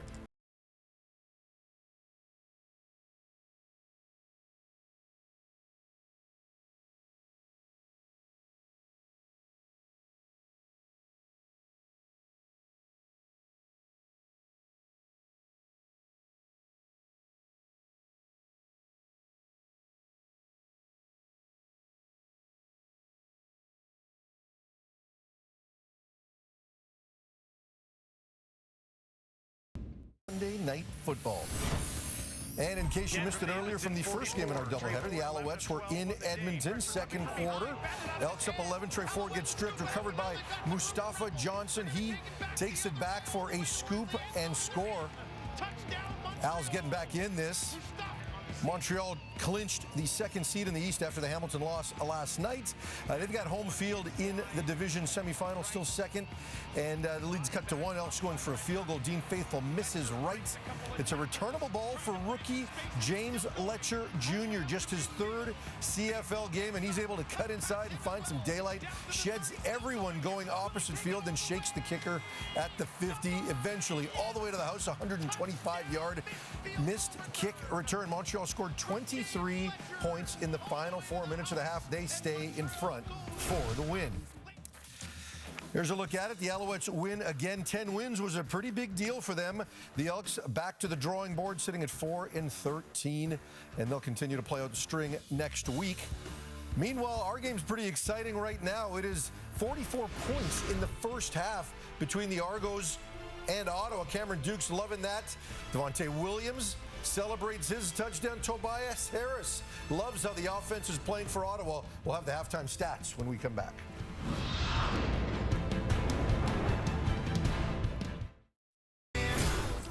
Milt Stiegel, I'm glad you have recovered from your training session earlier to provide us with halftime stats. Yeah, solid first half for the connection of Chad Kelly to DeVaris Daniels. Kelly has 143 yards. DeVaris Daniels has 100 of those. But what about these Ottawa RedBlacks? They came into this game only averaging around 23 points a game, and they have 24 in this first half. Let's see if they can continue this and end their season on a strong note with one more half and one more game to go next week. As good a first half of football as we have seen from Ottawa this season. Toronto trying to finish 9-0 at home, maybe get to 16 wins and set a record. We'll see if they can come back tonight when we come back.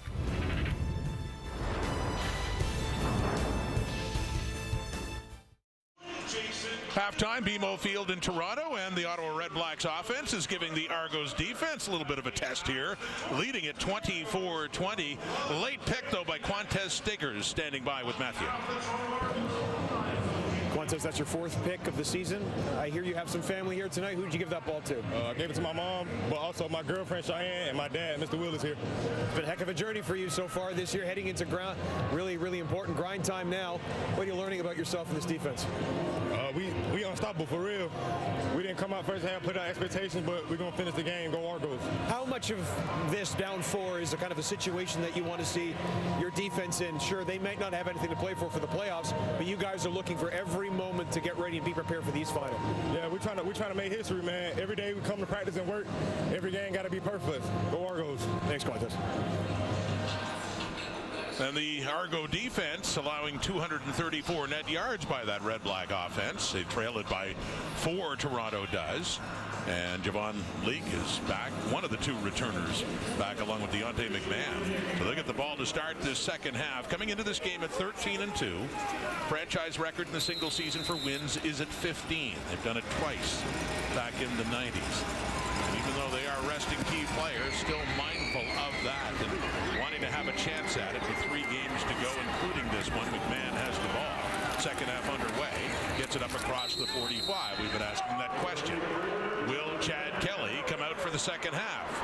And the answer is yes, he does. Out to lead the offense again after going 9 of 15 for 143. Yeah, 143. You heard Milt Stiegel talk about it at halftime. 100 of those yards were Kelly to DeVaris Daniels. See Chad using his legs a little bit tonight. But I think Ryan Dinwiddie would probably just like to see him a little more of a good, solid rhythm before he gets him out of this ballgame. So here we go, throwing on first down. And it is Deontay McMahon. He breaks free across the 50 in midfield and across the 45 down near the RedBlack 40. So on one play, the Argos move quickly, just about into scoring position now, and a first down in the Ottawa zone. Yeah, we've seen them go vertical with the ball to make some big plays. And more than one way to skin a cat when you've got a guy with the after-the-catch skills of Deontay McMahon. Guy looking to try and make some of those playoff roster decisions tough for Ryan Dinwiddie and staff. Throwing on first down at the Ottawa 40. First possession, second half, wide open, complete. Coming back to the ball and then taking off 4 more is David Ungara. Unger on the catch, and that's his 4th target of the night, his 3rd reception, and another first down. David Unger is continuing to be so consistent, so reliable for the Toronto Argonauts this season. Down inside the 20 in just a couple of plays. Handing off to Daniel Adeboboye, who had a lot of touches in the first half at 4 carries for 36, so that's his 5th on the ground. Also had a couple of passes thrown his way. The first half numbers for Chad Kelly. Yeah, we talked to Ryan Dinwiddie during the week about how long he expected Kelly to stay in this ball game. And he said it was more about sort of seeing him accomplish some marks or checkpoints in terms of wanting to see him get his work done. He has time, and he softly tosses it into the end zone. There's the touchdown for Tommy Neal, and a flag is out. Neal denied the touchdown barely in the first half. Holding Toronto, number 53. It's a 10-yard penalty. Repeat first down. And poor Tommy is denied again. So what's it going to take for him to finally get that touchdown with the hold called? Darius Sirocco in a state of disbelief. And keep an eye here on the center, Darius Sirocco. He's the man flagged on the play, working against Mike Wakefield. There's 2 fouls on the previous play. Illegal contact, Ottawa, number 38. Holding, Toronto, number 53. Those penalties offset, 2nd down repeated. And I think in terms of that holding call, it looked like Sirocco actually had good position and good hand position, but you saw Wakefield's jersey or pad kind of get stretched out of the way a little bit. It's usually a telltale sign of a hold, but in that instance, I don't actually think it was, given the body position of the 2 players. Now, sometimes they let that go if the hands stay inside, though. Yeah. Yeah. So, but not there, although it's negated. Penalty against DeAndre Lamont, 2nd and 6. Looking to the end zone again, too far for DeMonte Coxey. Still without a catch on the night, 3rd and 6. Boris Beatty's going to come on, and we can see if they can make it a 1-point game. And just to finish the thought on Ryan Dinwiddie's use of Chad Kelly tonight, he talked about wanting to see him operate certain concepts, basically, within the offense. Achieve some success with a few things that they have in the playlist tonight before they get him out of this ball game. So still working towards that. David Unger remains the holder with the injury to John Haggerty, who had been doing that. This will be about a 22-yard attempt for Boris Beatty to go 3 for 3 in the field goal department on the night. He just took out his lob wedge and had no trouble with that one. First points on the board for either team here early in the second half, and it makes it a 1-point game. The RedBlacks still on top, but now just by a point. As they got a little closer, moving down the field. Field goal, Boris Beatty, 24-23.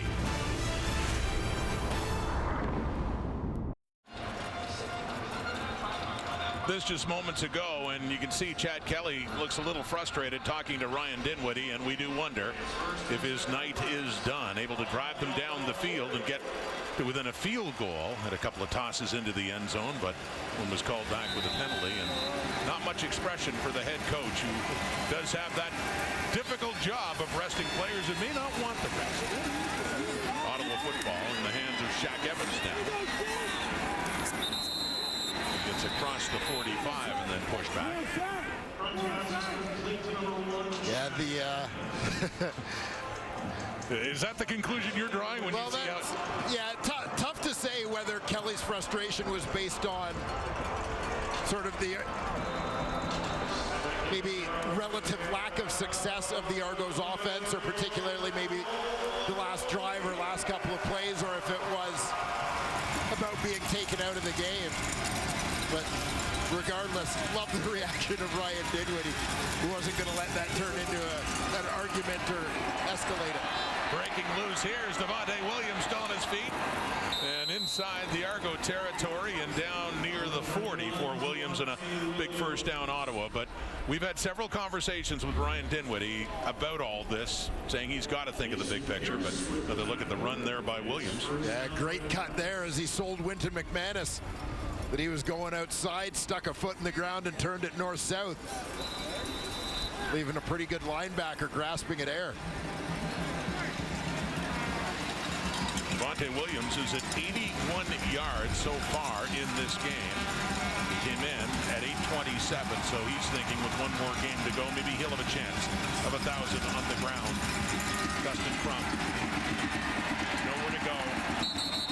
And he's still standing up, but they blow it dead. Jonathan Jones in, Falarin Remilade in, and they got a lot of heat on Crum. And the loss of a couple of yards for the RedBlacks, second down. Jonathan Jones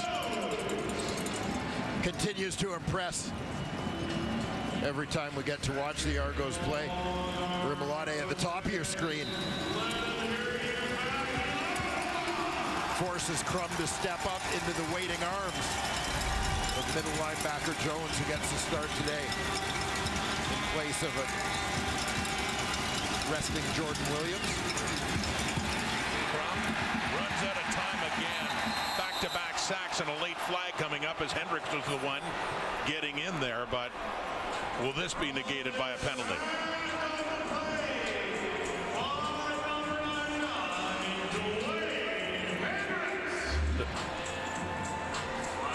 See Hendricks exchanging with Robbie Smith as Hendricks lines up on the outside.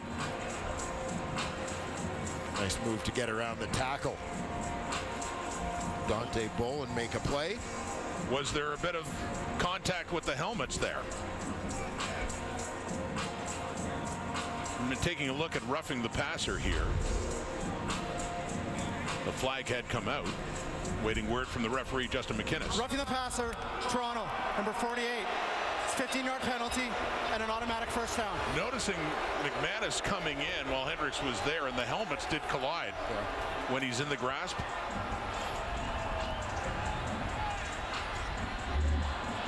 Yeah, watch for McManus coming in late here. Hendricks makes the tackle. McManus.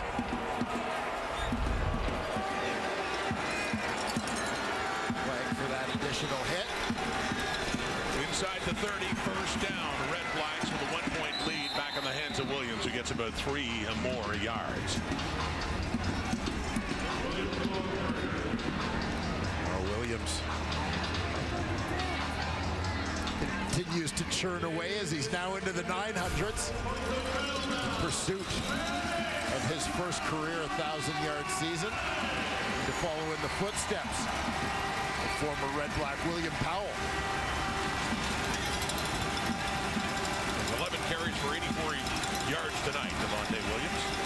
And a touchdown as well in this game. 2nd and 7 now at the 26. Here we go again inside the 20. Looks to be another first down for the Ottawa RedBlacks. Yeah, Devontae Williams has really emerged in the second half of this season as a reliable and important offensive weapon for the RedBlacks, and particularly as they rely on a young quarterback that made himself a very important part of this team's future. Twice over 100 yards on the ground this season. Down to the 18, 1st and 10. Dustin Crum, more pressure, and he cannot get away. Looked like he might slip out of it, but the most sacked quarterback in the Canadian Football League coming in at 51 has been sacked a couple of times more tonight. And as they look ahead to next year, that is a stat that is going to really stand out as having to change for that Ottawa offense. And you'll see Wynton McManus coming from depth on this one, timing up his blitz, and just uses that momentum to run through the block of the center, Cyril Auguste-Saint-Don. Remilade coming into the game with 9 sacks to lead the way for the Argos. 2nd and 17 at the 25. A screen to Williams, has some room, makes a move to the left, and finally they do catch up to him coming in as Mason Pierce for the tackle just inside the 20. So getting back close to the original line of scrimmage. And a third down coming up, and on comes Michael Domagala to see if they can match the field goal the Argos had. And you can see how hobbled Crum is heading off to the sideline after that drive. Eventually 51 sacks are going to take a little bit of a toll on any quarterback. We'll carry through the situational argument for Ottawa as well. Would we see a change, if not Arbuckle, maybe even Tyrell Pigram? Talk to Bob Dice about that in the remaining 2 games, and we'll get a chance to see him in there. So it's Domagala, and he puts another one through. So the half started with Ottawa leading by 4, and it goes back to Ottawa leading by 4, and Chad Kelly's night appears to be done, as Cameron Dukes will be coming on with the Argos trailing. Backup Argo quarterback Cameron Dukes is in. He's appeared in 3 games this season for Toronto, including a start a couple of weeks ago against Winnipeg. And here are some highlights of that. Actually had them in the lead for a while in that one. Yeah, he did. Played about 3/4 of that one. Argos led into the 4th. They also had Brian Scott get some playing time in that one, but Dukes, I thought, got off to a particularly good start in that ball game. Looked very confident, poised in the pocket. Very important. He ended up 17 of 24 for 231, a touchdown pass and no picks. Chad Kelly, his day ending 11 for 18 at 190, no touchdown, no picks. And the Argos trailing this one by 4. So Dukes with the ball quickly off to the left to Tommy Neal, who twice in this game has appeared to have a touchdown, only to be denied. And speaking too soon, Chad Kelly coming back on. A surprise there. Yeah, maybe he just wore Ryan Dinwiddie down on the sideline. Maybe he did. So here we are assuming, this was based on a conversation we had with Ryan earlier this week, that he'd sort of feel for how the game was going, maybe a half, maybe 3/4, but. Well, this may be a case of wanting to see Kelly run a particular play. So here he is, a play for Chad Kelly, and we thought he was done, and it's a completion, adding to his totals, and Dejon Brissett. First time we've had reason to call that name tonight. He's had a lot of good games lately for the Argos, and picks up a big first down there closer to midfield. Yeah, look at the time that Chad Kelly has to just stand in the pocket here. Untouched, terrific protection. And just sails it in there to Brissett. Again, 3rd Canadian receiver starting for the Argos, and this is with Curly Gittens Jr. out of the lineup, by the way.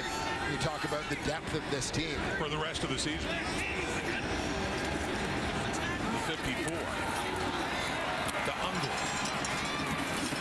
And inside the 50. And a 2nd and short coming up. So another couple of completions there for Kelly back into this game after just sitting out 1 play. We saw earlier their last possession ended with a field goal and what looked like an exchange of frustration there with Kelly talking to a stone-faced head coach Ryan Dinwiddie. And we thought his night might be done, but after 1 play, back in he goes and handing off to Daniel Adebaboye.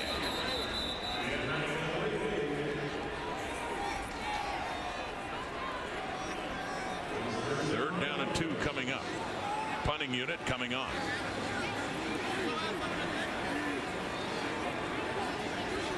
Unless Chad Kelly can convince his head coach to go for it on 3rd down.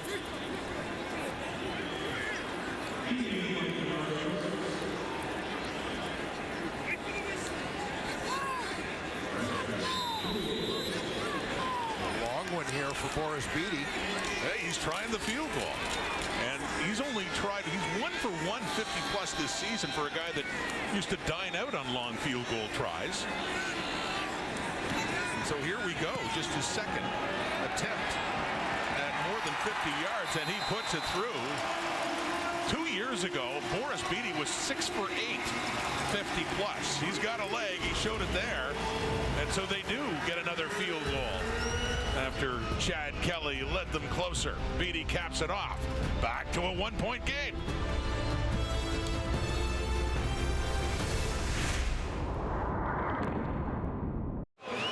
As we speculate on quarterback changes, you're looking at the left ankle of Dustin Crum, all taped up as he stays in the game and has hobbled off the field a couple of times. Here's a sample of his work. Yeah, pretty good night. Came out swinging in this one. Deep ball to Justin Hardy right out of the gate. Going for a high completion percentage. Leading the RedBlacks to the end zone and the lead to the late third quarter here. Started 10 for 10. He's 13 of 20 for 223 now, starting at the 40. And still with the lead by a point after that 53-yard field goal by Boris Beatty on the ground to Williams. Or excuse me, he's 13 of 15, Dustin Crum is. They're starting 10 for 10.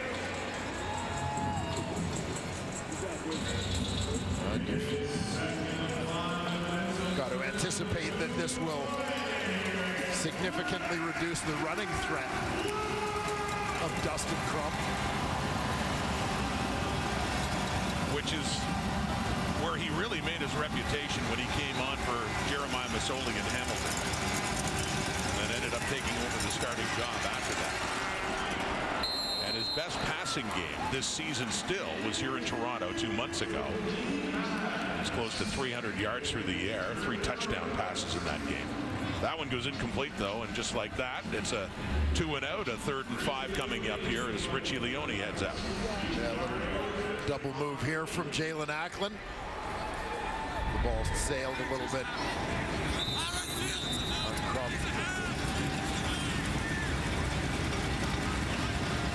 Leone at his 30, Javon Lee at his 15.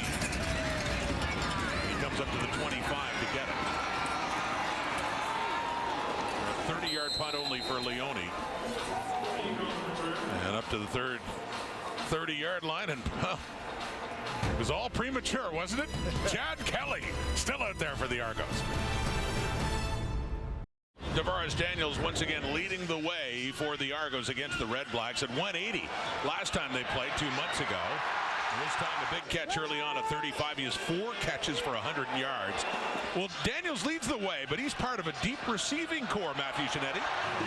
Well, Rod, when you take a look at that Argos receiving core and all of their receiving stats, Tavares Daniels is the only one who's going to get close to the 1,000-yard mark this season, and he says he wants it, but that's not the focus for these Argos. When speaking of Pete Costanza, the receiving and passing game coordinator for the Argos, he said in that room, yes, we talk about alignment, assignment, execution, but we wanted to help Chad Kelly out. When you look across with Tommy Neal, DeMonte Coxie, in fact, given, although Curly Gittens Jr. is on the 6th game, DeMonte Coxie has, 2 years experience? Everyone else around, especially Tavares Daniels and now Richie Sandani coming into the team, they have so much CFL experience, and that's been the point.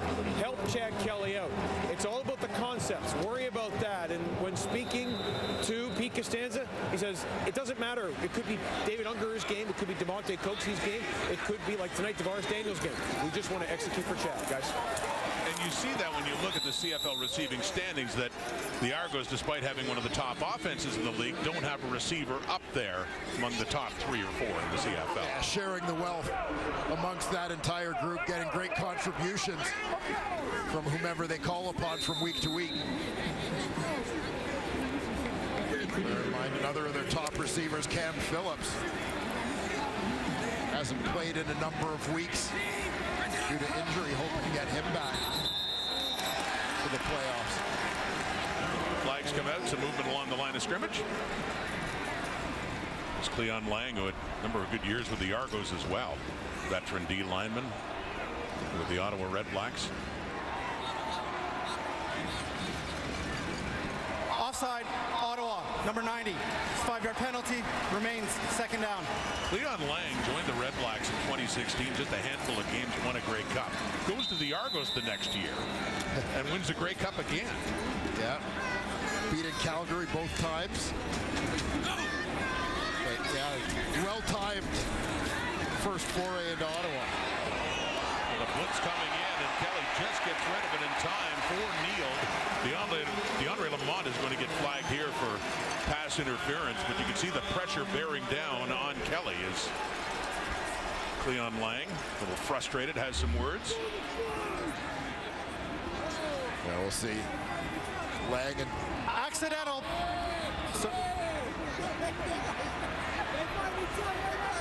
See Lang and Darius Sirocco into it at the line of scrimmage.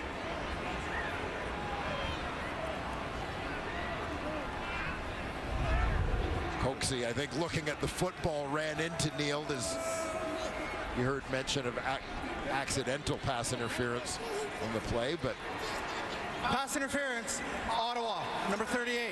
Spot of the foul, first down. So first saying accidental, then saying spot of the foul. yeah, the accidental omitted from the final call. So it gets down to the Ottawa 45 and that PI. Late third quarter. Argos down a point. Chad Kelly still in, and he's chucking it. Deep touchdown. Who else? Kelly to Tavares Daniels. Chad Kelly stays in, and the Argos take the lead.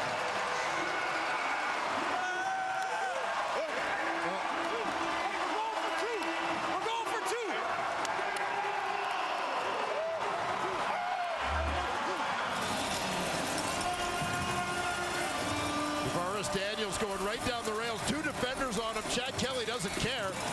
The pass couldn't be any more perfect, but it's how relaxed Daniels is as he reels that football in traffic. It was impressive as well.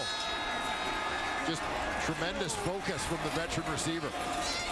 That puts them up 5. They're going for 2 to see if they can make it a 7-point game as Kelly still in there.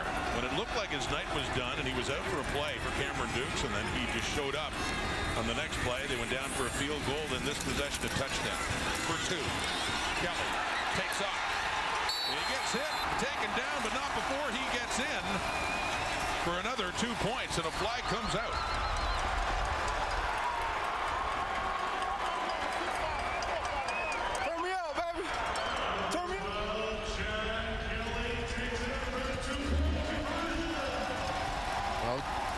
Good decision here by Kelly as he doesn't see anything downfield, finds a seam. Line to the end zone. Takes off for what could be a very important 2 points. There's no infraction on the play. 2-point conversion was good. That 2-point conversion scored by Kelly comes after he threw his 22nd touchdown pass. And the first lead of the night for the Argos, now up 7 after 8 points on that play. 34-27.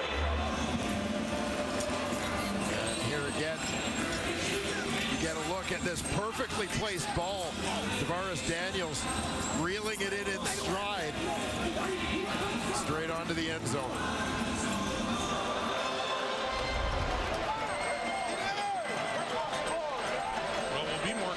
Next time, assuming he's out of the game. He just looks like someone who never wants to be out of a game. The intensity. And these are games where they already know a month from now they're hosting the Eastern Final against either the Alouettes or the Tiger Cats. Yeah, the Alouettes wrapping up 2nd place with Hamilton's loss to BC last night. Kickoff. Tobias Harris has a kickoff return for a touchdown in this game. Oh, the ball comes out though.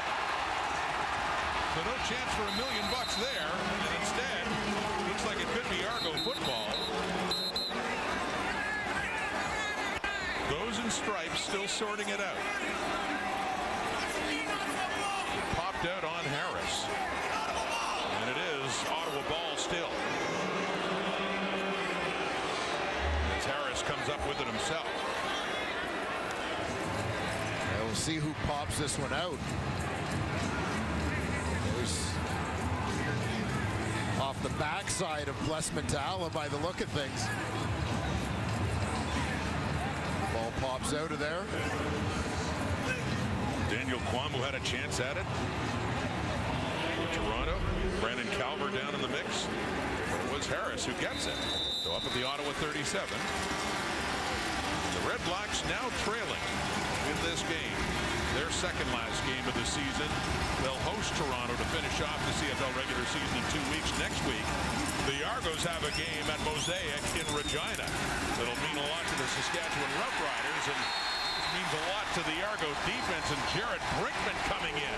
He gets in on the sack act as Crum is taken down again, and another flag is down on the field. Yeah, this one came out particularly late, may be related to the celebrations.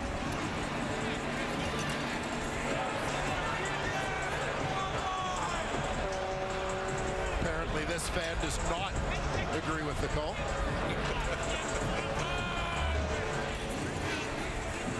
Here you get a look at Jared Brinkman. That D tackle rotation with Dwayne Hendricks and Sean Oakman. Deontay Knight as well getting some snaps.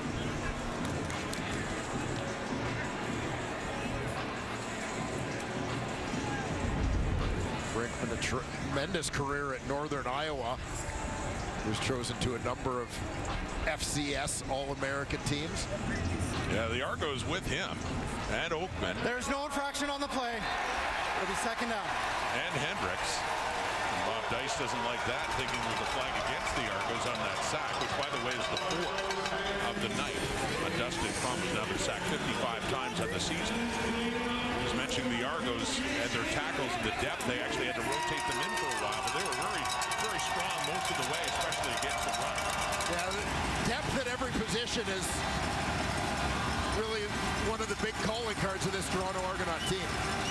From the Ottawa 30 now in a 2nd and 17, late third quarter. RedBlacks now trailing by a touchdown. Ball comes out and was stripped away, and Hendricks has it. And the Argos appear to have forced a turnover. They have. Toronto football. The tide turning in this game in the third quarter as the Argos move ahead, and they'll have a chance to get ahead even more when the fourth quarter begins. Quarter 3 comes to an end on a strip of Dustin Crum. Thomas Costigan punched it out. Dwayne Hendricks has it.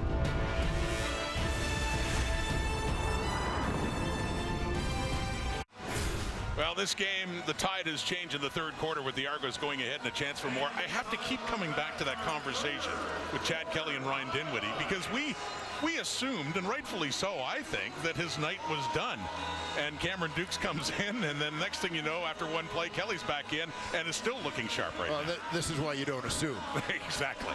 But yeah, I mean, the Argos have a plan as to how they want to use these guys, and apparently it's not necessarily linear in nature where one guy's going to play and then the other guy comes in and he's done. They want to see each of them sometimes run certain things, and I guess that will see quarterbacks coming and going as the game goes on. Well, Kelly makes it difficult to be pulled for, a couple of reasons. One, he's been very, very good, one of the top players in the league this year, and the other, you can see the intensity and the will to stay out there. Still out there now with the lead, looking for more to start the fourth quarter. He takes off. And down he goes. He is tackled inside the 15, and it's another first down for Toronto. He played most of the way against Edmonton last week. Cameron Dukes came on just in the last few minutes of that one.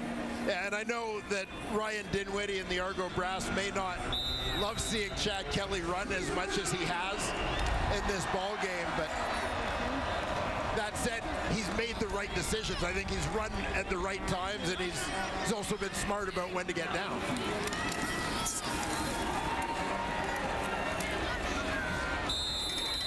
Heard Matt Dunnigan talking a lot about this at halftime, just raving about the play of Kelly, but also wondering at what point. And his thinking was at halftime, just about at that point, that you'd give him a break. You've seen enough of this game. Yeah. Now the offense is working, but... Yeah, and again, the need, as Matty alluded to continue to get reps for Cameron Dukes, because he could be one play away from having to guide your team in the playoffs. Dukes looked good in Winnipeg a couple of weeks ago, a game that the Argos ultimately lost. Kelly still in to the end zone. No. Close. Trying to get that touchdown for Tommy Neal, but the coverage is there by DeAndre Lamont to knock it away. Kind of the story of Tommy Neal's night. Close but no cigar. So that end zone has been the forbidden land for the former McMaster receiver. 30th overall pick back in 2021.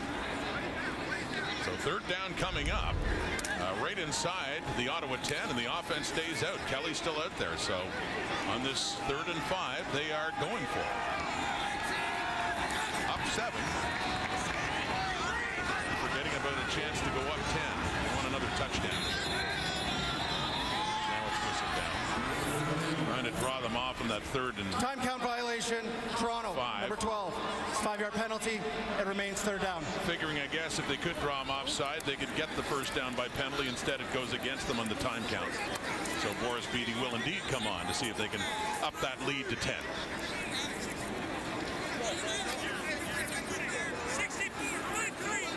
4 for 4 in the night. Said only 2 misses for Beatty on the season, and that last one, a 53-yarder, just his second over 50 yards this season. This one, much shorter. It'll be put down about 21 out. Make it 5 for 5. And a 10-point lead.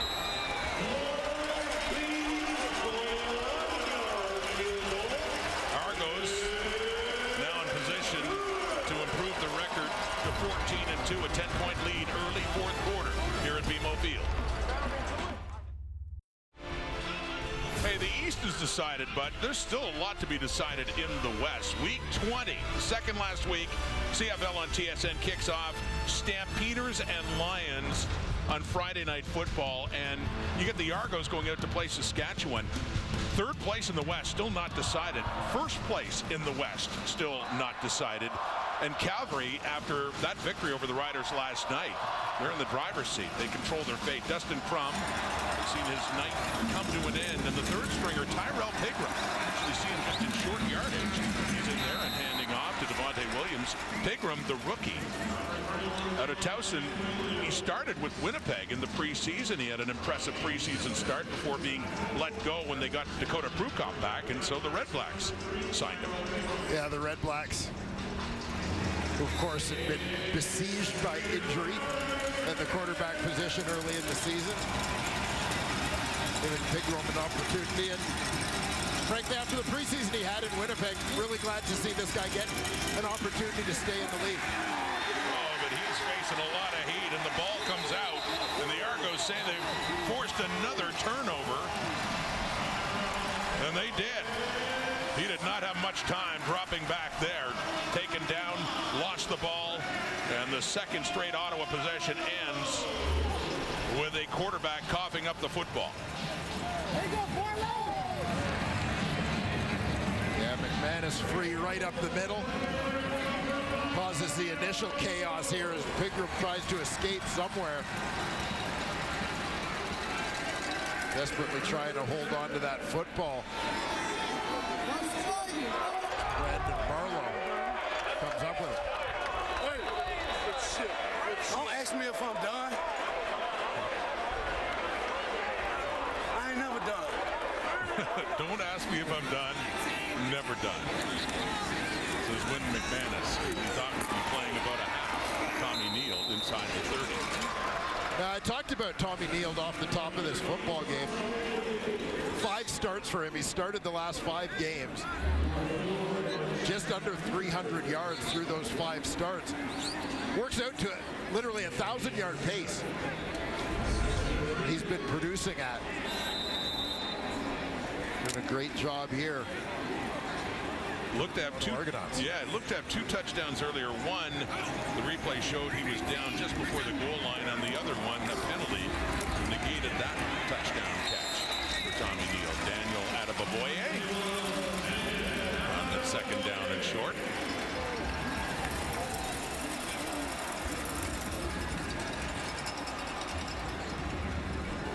Adebaboye getting the majority of the carries here tonight. 2nd-year Canadian. Guy who's made his mark on special teams through his first 2 Canadian Football League seasons.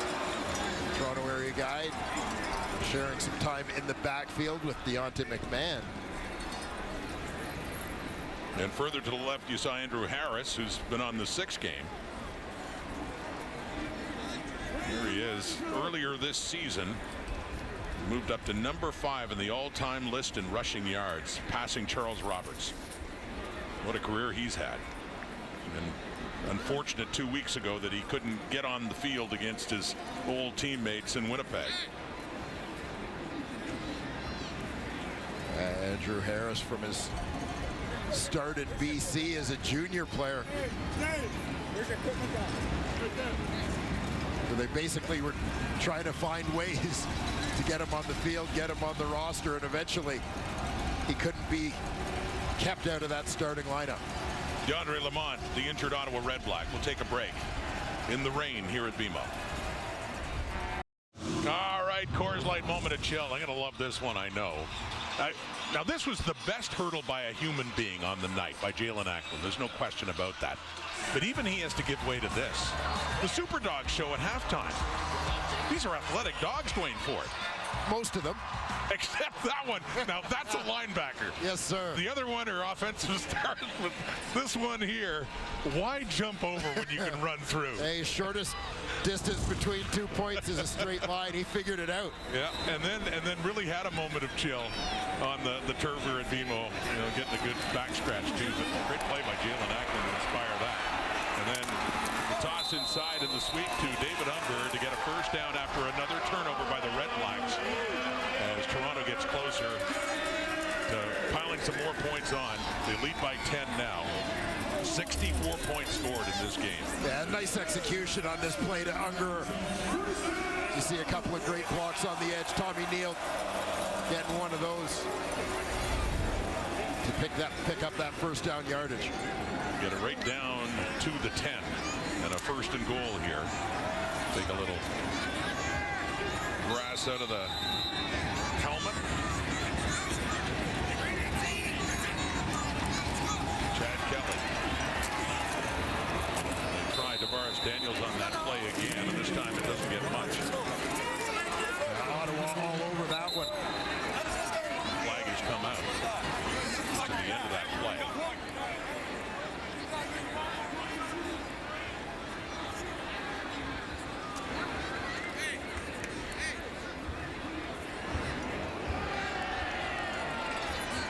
It's a 10-yard misconduct foul against Ottawa.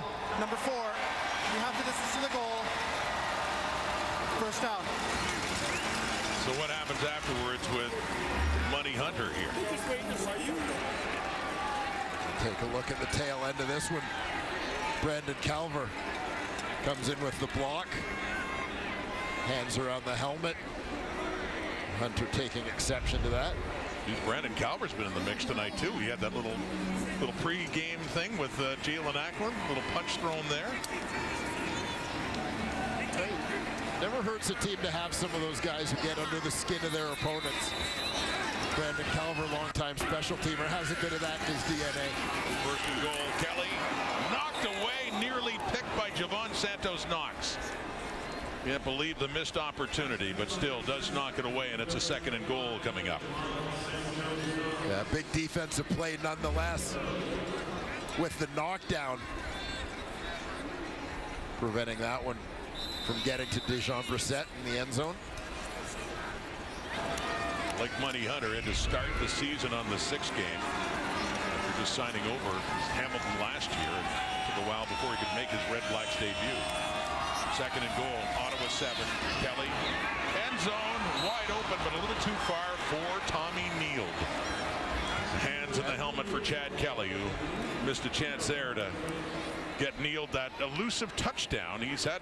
Yeah, and you can see that they're desperately trying to get Neal the touchdown. He lines up as the 3 receiver here, wants a double move on the hash mark, but he loses his footing. And that leaves him just a half step behind and unable to get to that football. Another moment of frustration for Chad Kelly.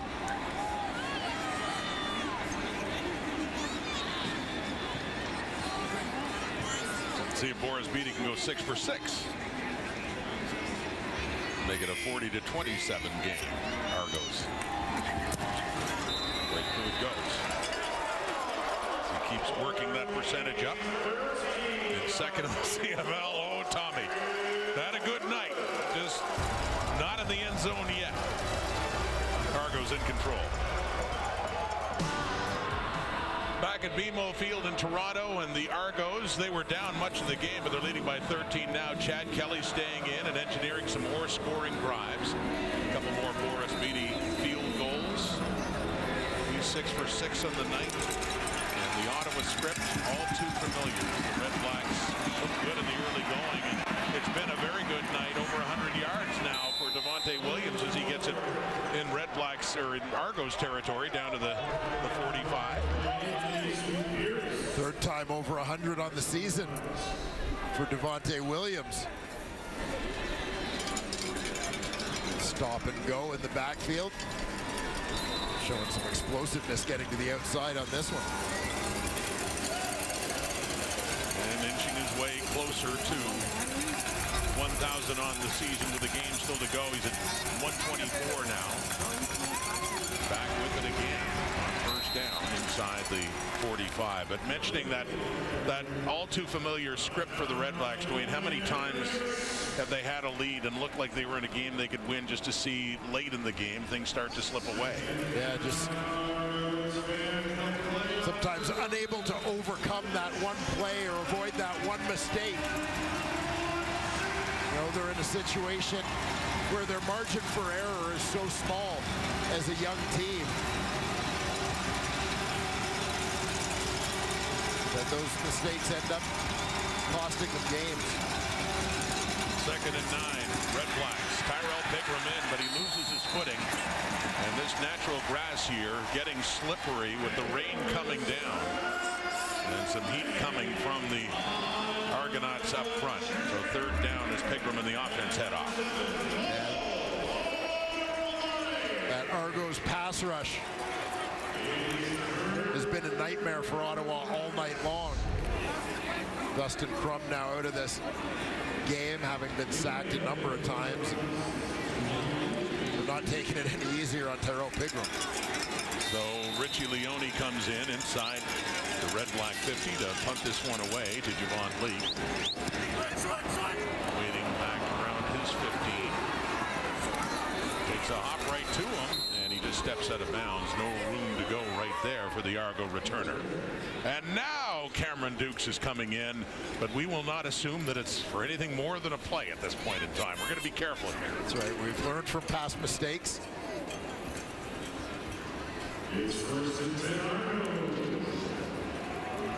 Well, the last time for Chad Kelly, they were trailing. And, you know, among the personal accomplishments for him, a team accomplishment, but with him leading the way, 12-1 as a starter. And in that one loss, he was injured in the first half in Calgary, and they ended up losing that one game to the Stampeders. The only game they lost before clinching first place in the East. A little argument can be made for the difference that Chad Kelly, difference maker that he's been this season for the Toronto Argonauts. Deontay McMahon, the ball carrier, as he gets it up closer to the 20. Gain of about 3. We talk about the depth all over this team. I mean, we looked at it at running back where you've got Adeboboye and McMahon behind Harris and Ouellette. We see it on their offensive line. We see it on their defensive line where they're resting guys every week. Literally every position group. They've demonstrated their depth throughout this season.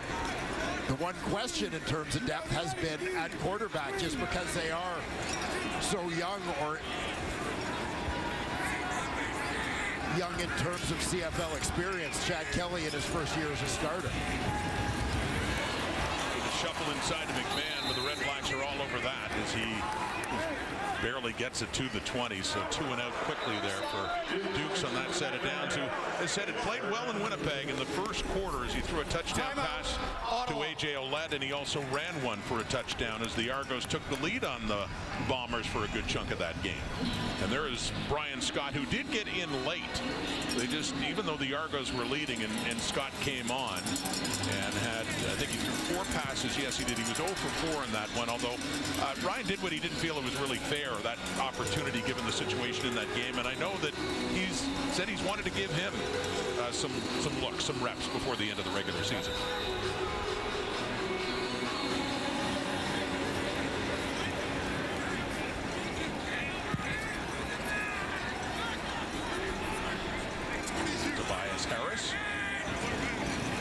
touchdown on the night, his first CFL touchdown on a kickoff return.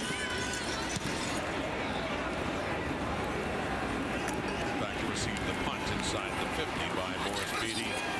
About a 43, and he gets it up in the Argos zone down near their 50. And Devontae Williams, disappointing season from a team standpoint. He's now up to 952 yards, so within 48 yards, 16 for 125 on the ground in this game. And the guy who's just really picked up momentum as the season has gone on. All of his 100-yard games this season having come after Labor Day.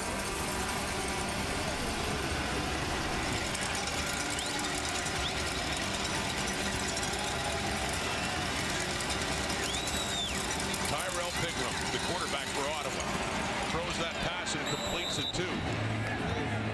It's to Jalen Ackland as he gets it to the 45.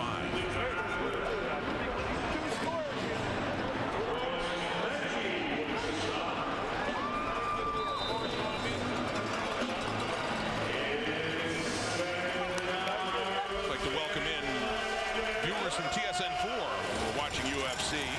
Rod Smith, Wayne Ford, Matthew Shinetti here at BMO Field in Toronto.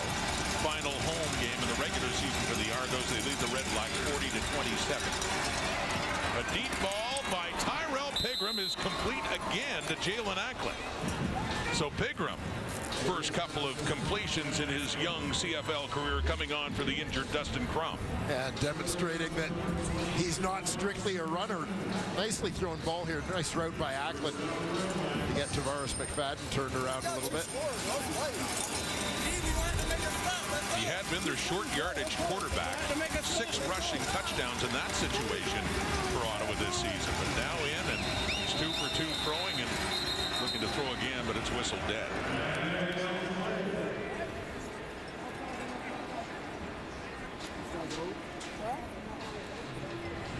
Procedure, Ottawa, number 64. 5-yard penalty, remains first down. Flag the left tackle. Dino Boyd on that one. 1st and 15 coming up. Timer, please reset the clock to 4 minutes, 30 seconds.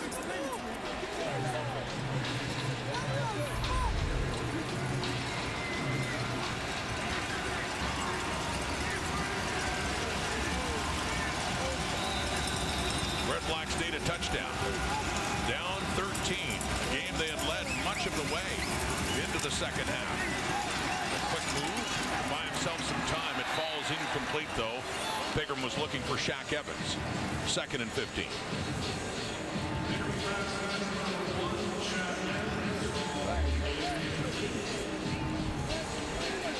Opportunity here for Tyrell Pigram to show what he can do. And you know, a guy, part of an interesting picture, I would think, at quarterback at Ottawa next year. Pigram, one of 3 legitimate young prospects when you include Dustin Crum and Tyree Adams, who won a game for Ottawa early this year before going down with injury. 2nd and 15. And he loses the ball again. The Argos have forced 2 turnovers on hitting quarterbacks. First it was Crum and then Pigram before. And they do it for a 3rd time as the Argos take over here, forcing another turnover, just getting the heat on Ottawa QBs. Yep. Benoit Marion comes on the twist. Delivers the hit that jars that ball free. Former Montreal Canadiens defensive lineman, a guy I've enjoyed watching on special teams this year. Big body out there mixing it up. Marion, actually a guy who was a terrific hockey player growing up, was one of the last cuts of the Quebec Ramparts, QMJHL. Give him the sack and the forced fumble, and that is the 7th sack of the night for the Argos. Benoit Marion forced it. Brandon Barlow got possession of the ball. The Argos have it now in complete control, up by 13, 3.5 minutes to go. Cameron Dukes at quarterback. He completes that one to Ricky Reggie Sindani, who was picked up by the Argos not long after he was granted his release from the Hamilton Tiger Cats. He'd been in his first year with the Ticats, of course, starting his career with Calgary, but was used sparingly and now is getting a chance with Toronto. Yeah, well, yet another Calgary connection in this Toronto lineup. Obviously some familiarity between he and several members of the Argos coaching staff, particularly Ryan Dinwiddie and Pete Costanza on the offensive side of the ball. So Sindani gets his first catch as an Argo. Still a second down and nearly 10 to go as there's a timeout called close to the official 3-minute warning. The Argos next week go to Saskatchewan, and the Rough Riders, even though mathematically, depending on what happens the night before with Calgary and BC, wouldn't necessarily have to win, but they've lost 6 in a row now, losing to the Stamps last night. So that's where the Argos are, and then they close out in Ottawa, facing the RedBlacks one more time. Ottawa has the bye next week. Just the one game to go after this.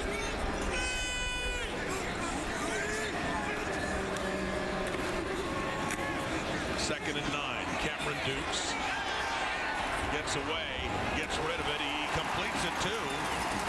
That is caught by David Ungerer, and a first down for Toronto. And now that was coming out of a timeout. The official 3-minute warning is given. The Argos with the ball. Been trailing much of this game, but now they lead Ottawa by 13.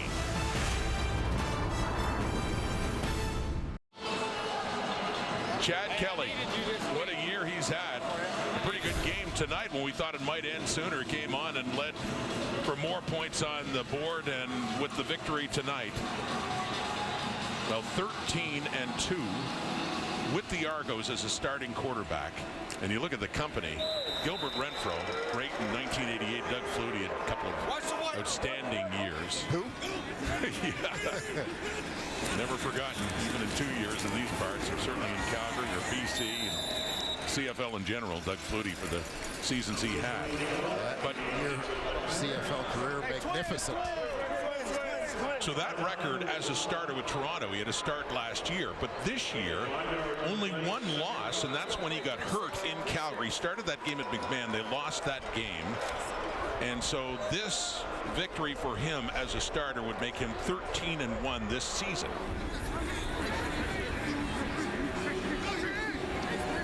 As the Argos close in on 14-2.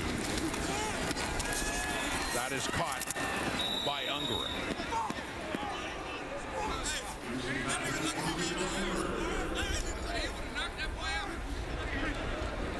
A busy night for David Ungerer. First year with the Argos after 3 seasons with the Hamilton Tiger Cats, where he was a second-round pick out of Idaho. 700-yard receiver and a pretty good kick returner in college.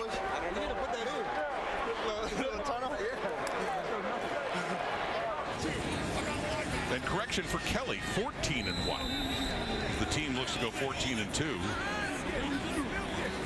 Just missed that one game, which was their second loss in Winnipeg, where he did not start.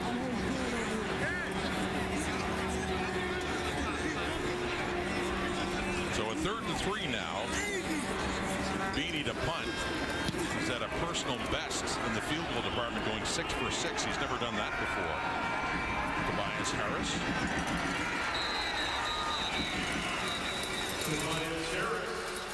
As mentioned, there's still some things to be decided in the West, but it is decided in the East, with Hamilton narrowly losing in the last play to BC last night. That clinched second for the Alouettes, who won today, by the way, in Edmonton, part 1 of the doubleheader. So it is Ticats, Alouettes. It'll be on a Saturday, November 4th, East Semi, for the right to come here on another Saturday for the East Final, November 11th, as the general manager, Michael Pinball Clements, looks on.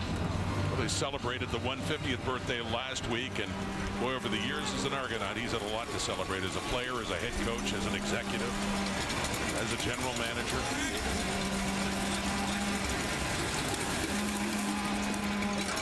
Off the hands of Shaq Evans from Pigram, and incomplete.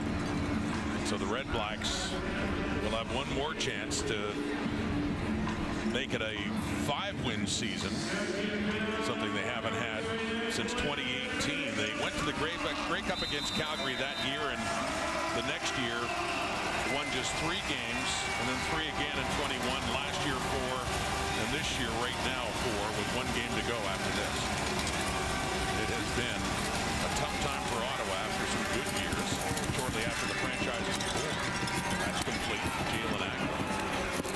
This is an Ottawa team. They only won twice in 2014, understandable expansion year, but then went to the Grey Cup in 15, won the Grey Cup in 16, hosted a playoff game in 17, and went to the Grey Cup in 18, but it's been pretty thin since then. Yeah, pretty good run out of the gate for Ottawa, but you think about the injuries that have plagued this team, and obviously particularly at the quarterback position.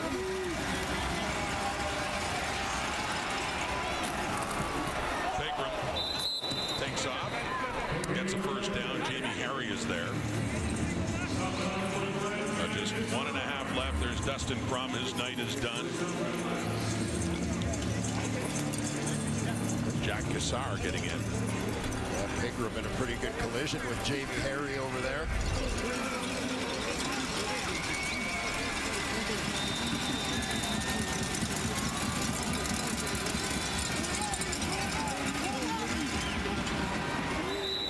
Incomplete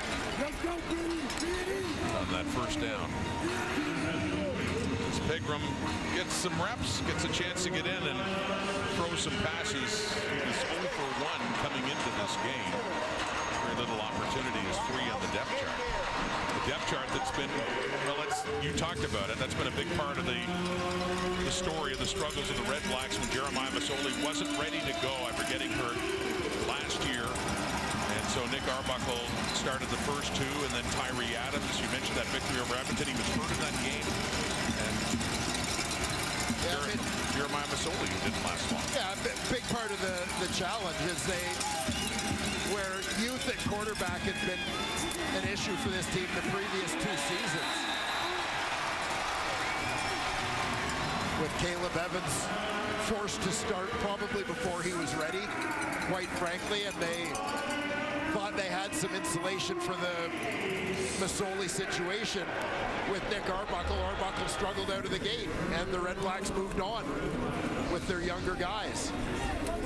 Tyree Adams first, and then after he was injured, Masoli injured again, then Dustin Crum. But yeah, there was a lot of hope that Nick Arbuckle here in his second stint in Ottawa would be the veteran guy that could help them get through. Flag coming out on that punt by Leone as it headed out of bounds, well shy of the 15. Obviously the rule now that it's got to go inside the 15 if it's sailing out of bounds in the air. So under a minute to go in Toronto football. Illegal punt out of bounds. Ottawa, number 13. It's a 10-yard penalty. First down. RedBlacks general manager Sean Burke finishing up his second season on the job, and still a lot of work to be done. I think he's calling you right now, huh?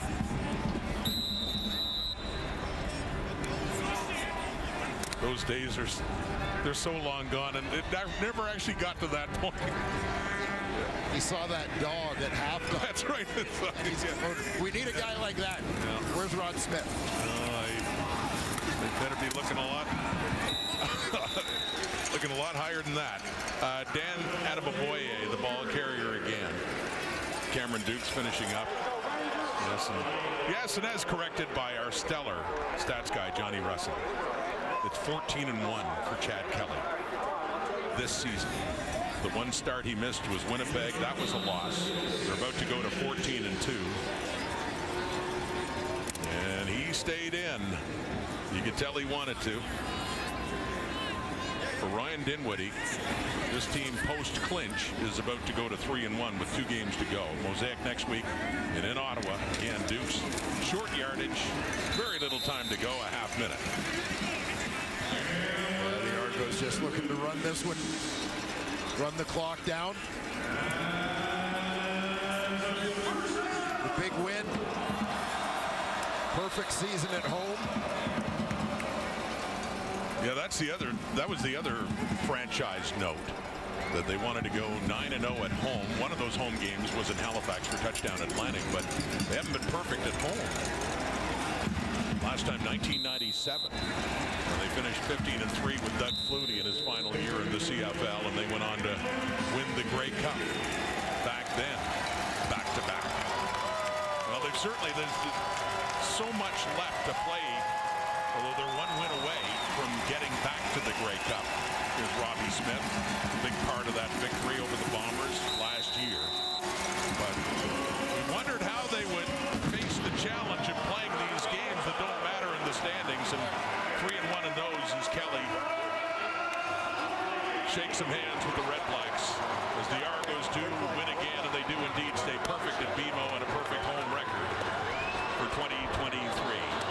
2 more games for the Argos, both on the road, Mosaic and then TD Place, before they get set to go for the Eastern Final. That's the next game here at BMO Field.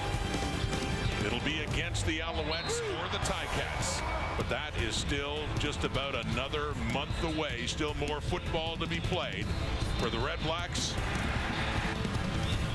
4 wins, 13 losses now, with 1 more to go in 2 weeks' time. Thanks for watching. SportsCenter is coming up next here on TSN.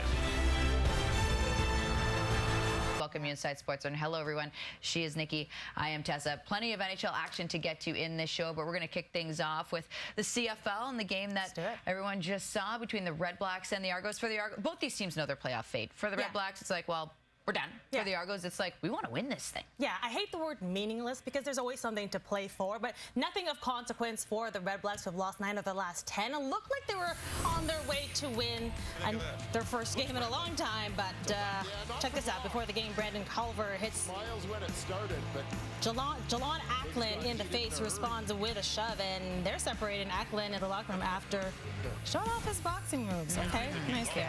Let's get to the game. First quarter, tied at, you're not impressed, tied at 7, Dustin Graham throws as he's pressured and finds Acklin. He hurdles over the defender. Ottawa scored on the drive to take a 14-7 lead, but the Argos tied it back up, and on the ensuing kickoff. Harris is on the 6, so let give him the night off. He got a little hobble we saw against Edmonton last week. He wanted to stay in the game, talking his coach into that. Here's Tobias Harris on a big return. Across midfield and still going. Jamie Harry can't catch him. Tobias Harris returns at 93 yards for his first career CFL touchdown. The RedBlacks were knocked out of playoff contention last week, but led by 4 at the half. Chad Kelly starting, despite the Argos being locked into a playoff spot. And late third quarter, Argos down by 1. Kelly airs it out for DeVars Daniels, who makes the grab. Kelly's 22nd touchdown pass of the season. He also ran in for the 2-point conversion. Argos take the lead. Then in the final seconds of the third, the Argos defense gets to Crum for the fumble, and the Argos recover. They kicked a field goal on the ensuing drive. The Argos go on to win this one 40-27 and improve to 14-2, reaching the 14-win mark for the first time since 1997. By comparison, the RedBlacks have just 14 wins total over the last 4 seasons combined. The Argos are the only team to finish undefeated at home this season, while Ottawa will own the league's worst road record at 1-8. With more now, here's Farhan Lalji and the panel. Thank you very much. The Argos pick up their 14th win, a perfect 9-0 at home. And this qualifies as one of those situations where we wish you could watch what was being said before the cameras were rolling. We'll try to recreate that on the topic of Chad Kelly. How he played, but should he have played as much as he did, Milt? Yes. His head coach, Ryan Dinwiddie, pretty much told me that he was going to play Chad as much as possible, possibly the whole game for the home games. Now, for these last 2 away games, he said he'll play those games differently. He may not see as much time. That's where you may see Cameron Dukes get more time. But I'm not surprised at all. He played this entire game. You still want to allow him to get into the flow of the game. You always bring up the point, Coach Barker, that this is still his first year. He's only played a handful of games. He hadn't played 18 games, so I wasn't surprised that he played the entire game. Yeah, I am. Because I think I've seen enough. The kid's mastered this offense, and he's doing extremely well, leading it, and the numbers speak for itself, and his win-losses are incredible. But my thing is, Milt, is I understand the importance of winning at home. They've done a great job of that, 9-0. You're one play away from Cameron Dukes. And I know Cameron's had a few reps this year, but he needs some meaningful reps too, because you're one play away from that. And God help us. And I don't want this to happen, but if he goes down, Kelly goes down, you're one play away from this kid, and he needs some valuable reps in these game situations now in front of the home crowd so they can have some belief for Cameron Dukes. Okay, but if you go back to this game, Matt, if you go back to this game, and this is about getting ready to win the Grey Cup this year, they're behind 24-23, and they brought Cameron Dukes in for one play, okay? Following that, Chad Kelly comes in, boom, takes him down, they score a touchdown. The next, for the rest of the game, the Argonaut defense played at a different level. It's like, we're here to win. We see that. And when the coach brought him back, he brought him back, I believe, to win the game, and I think it helps to get that whole winning attitude. Yeah, without a doubt. No question we saw a hop and a step of the defense, and they just ramped it up a little bit when they took the lead. But I saw a little rift on the sidelines between Coach Dinwiddie and Chad Kelly, and they were going back and forth. And then I did see Cameron Dukes go into the football game, 1st and 10 play, and then get pulled, and then you see Chad Kelly go back out there. I'm scratching my head. What's going on here? Figure that out. Tell me what's going on. We don't know exactly what that conversation was about. We have no idea. I know you want Cameron Dukes to get the opportunity.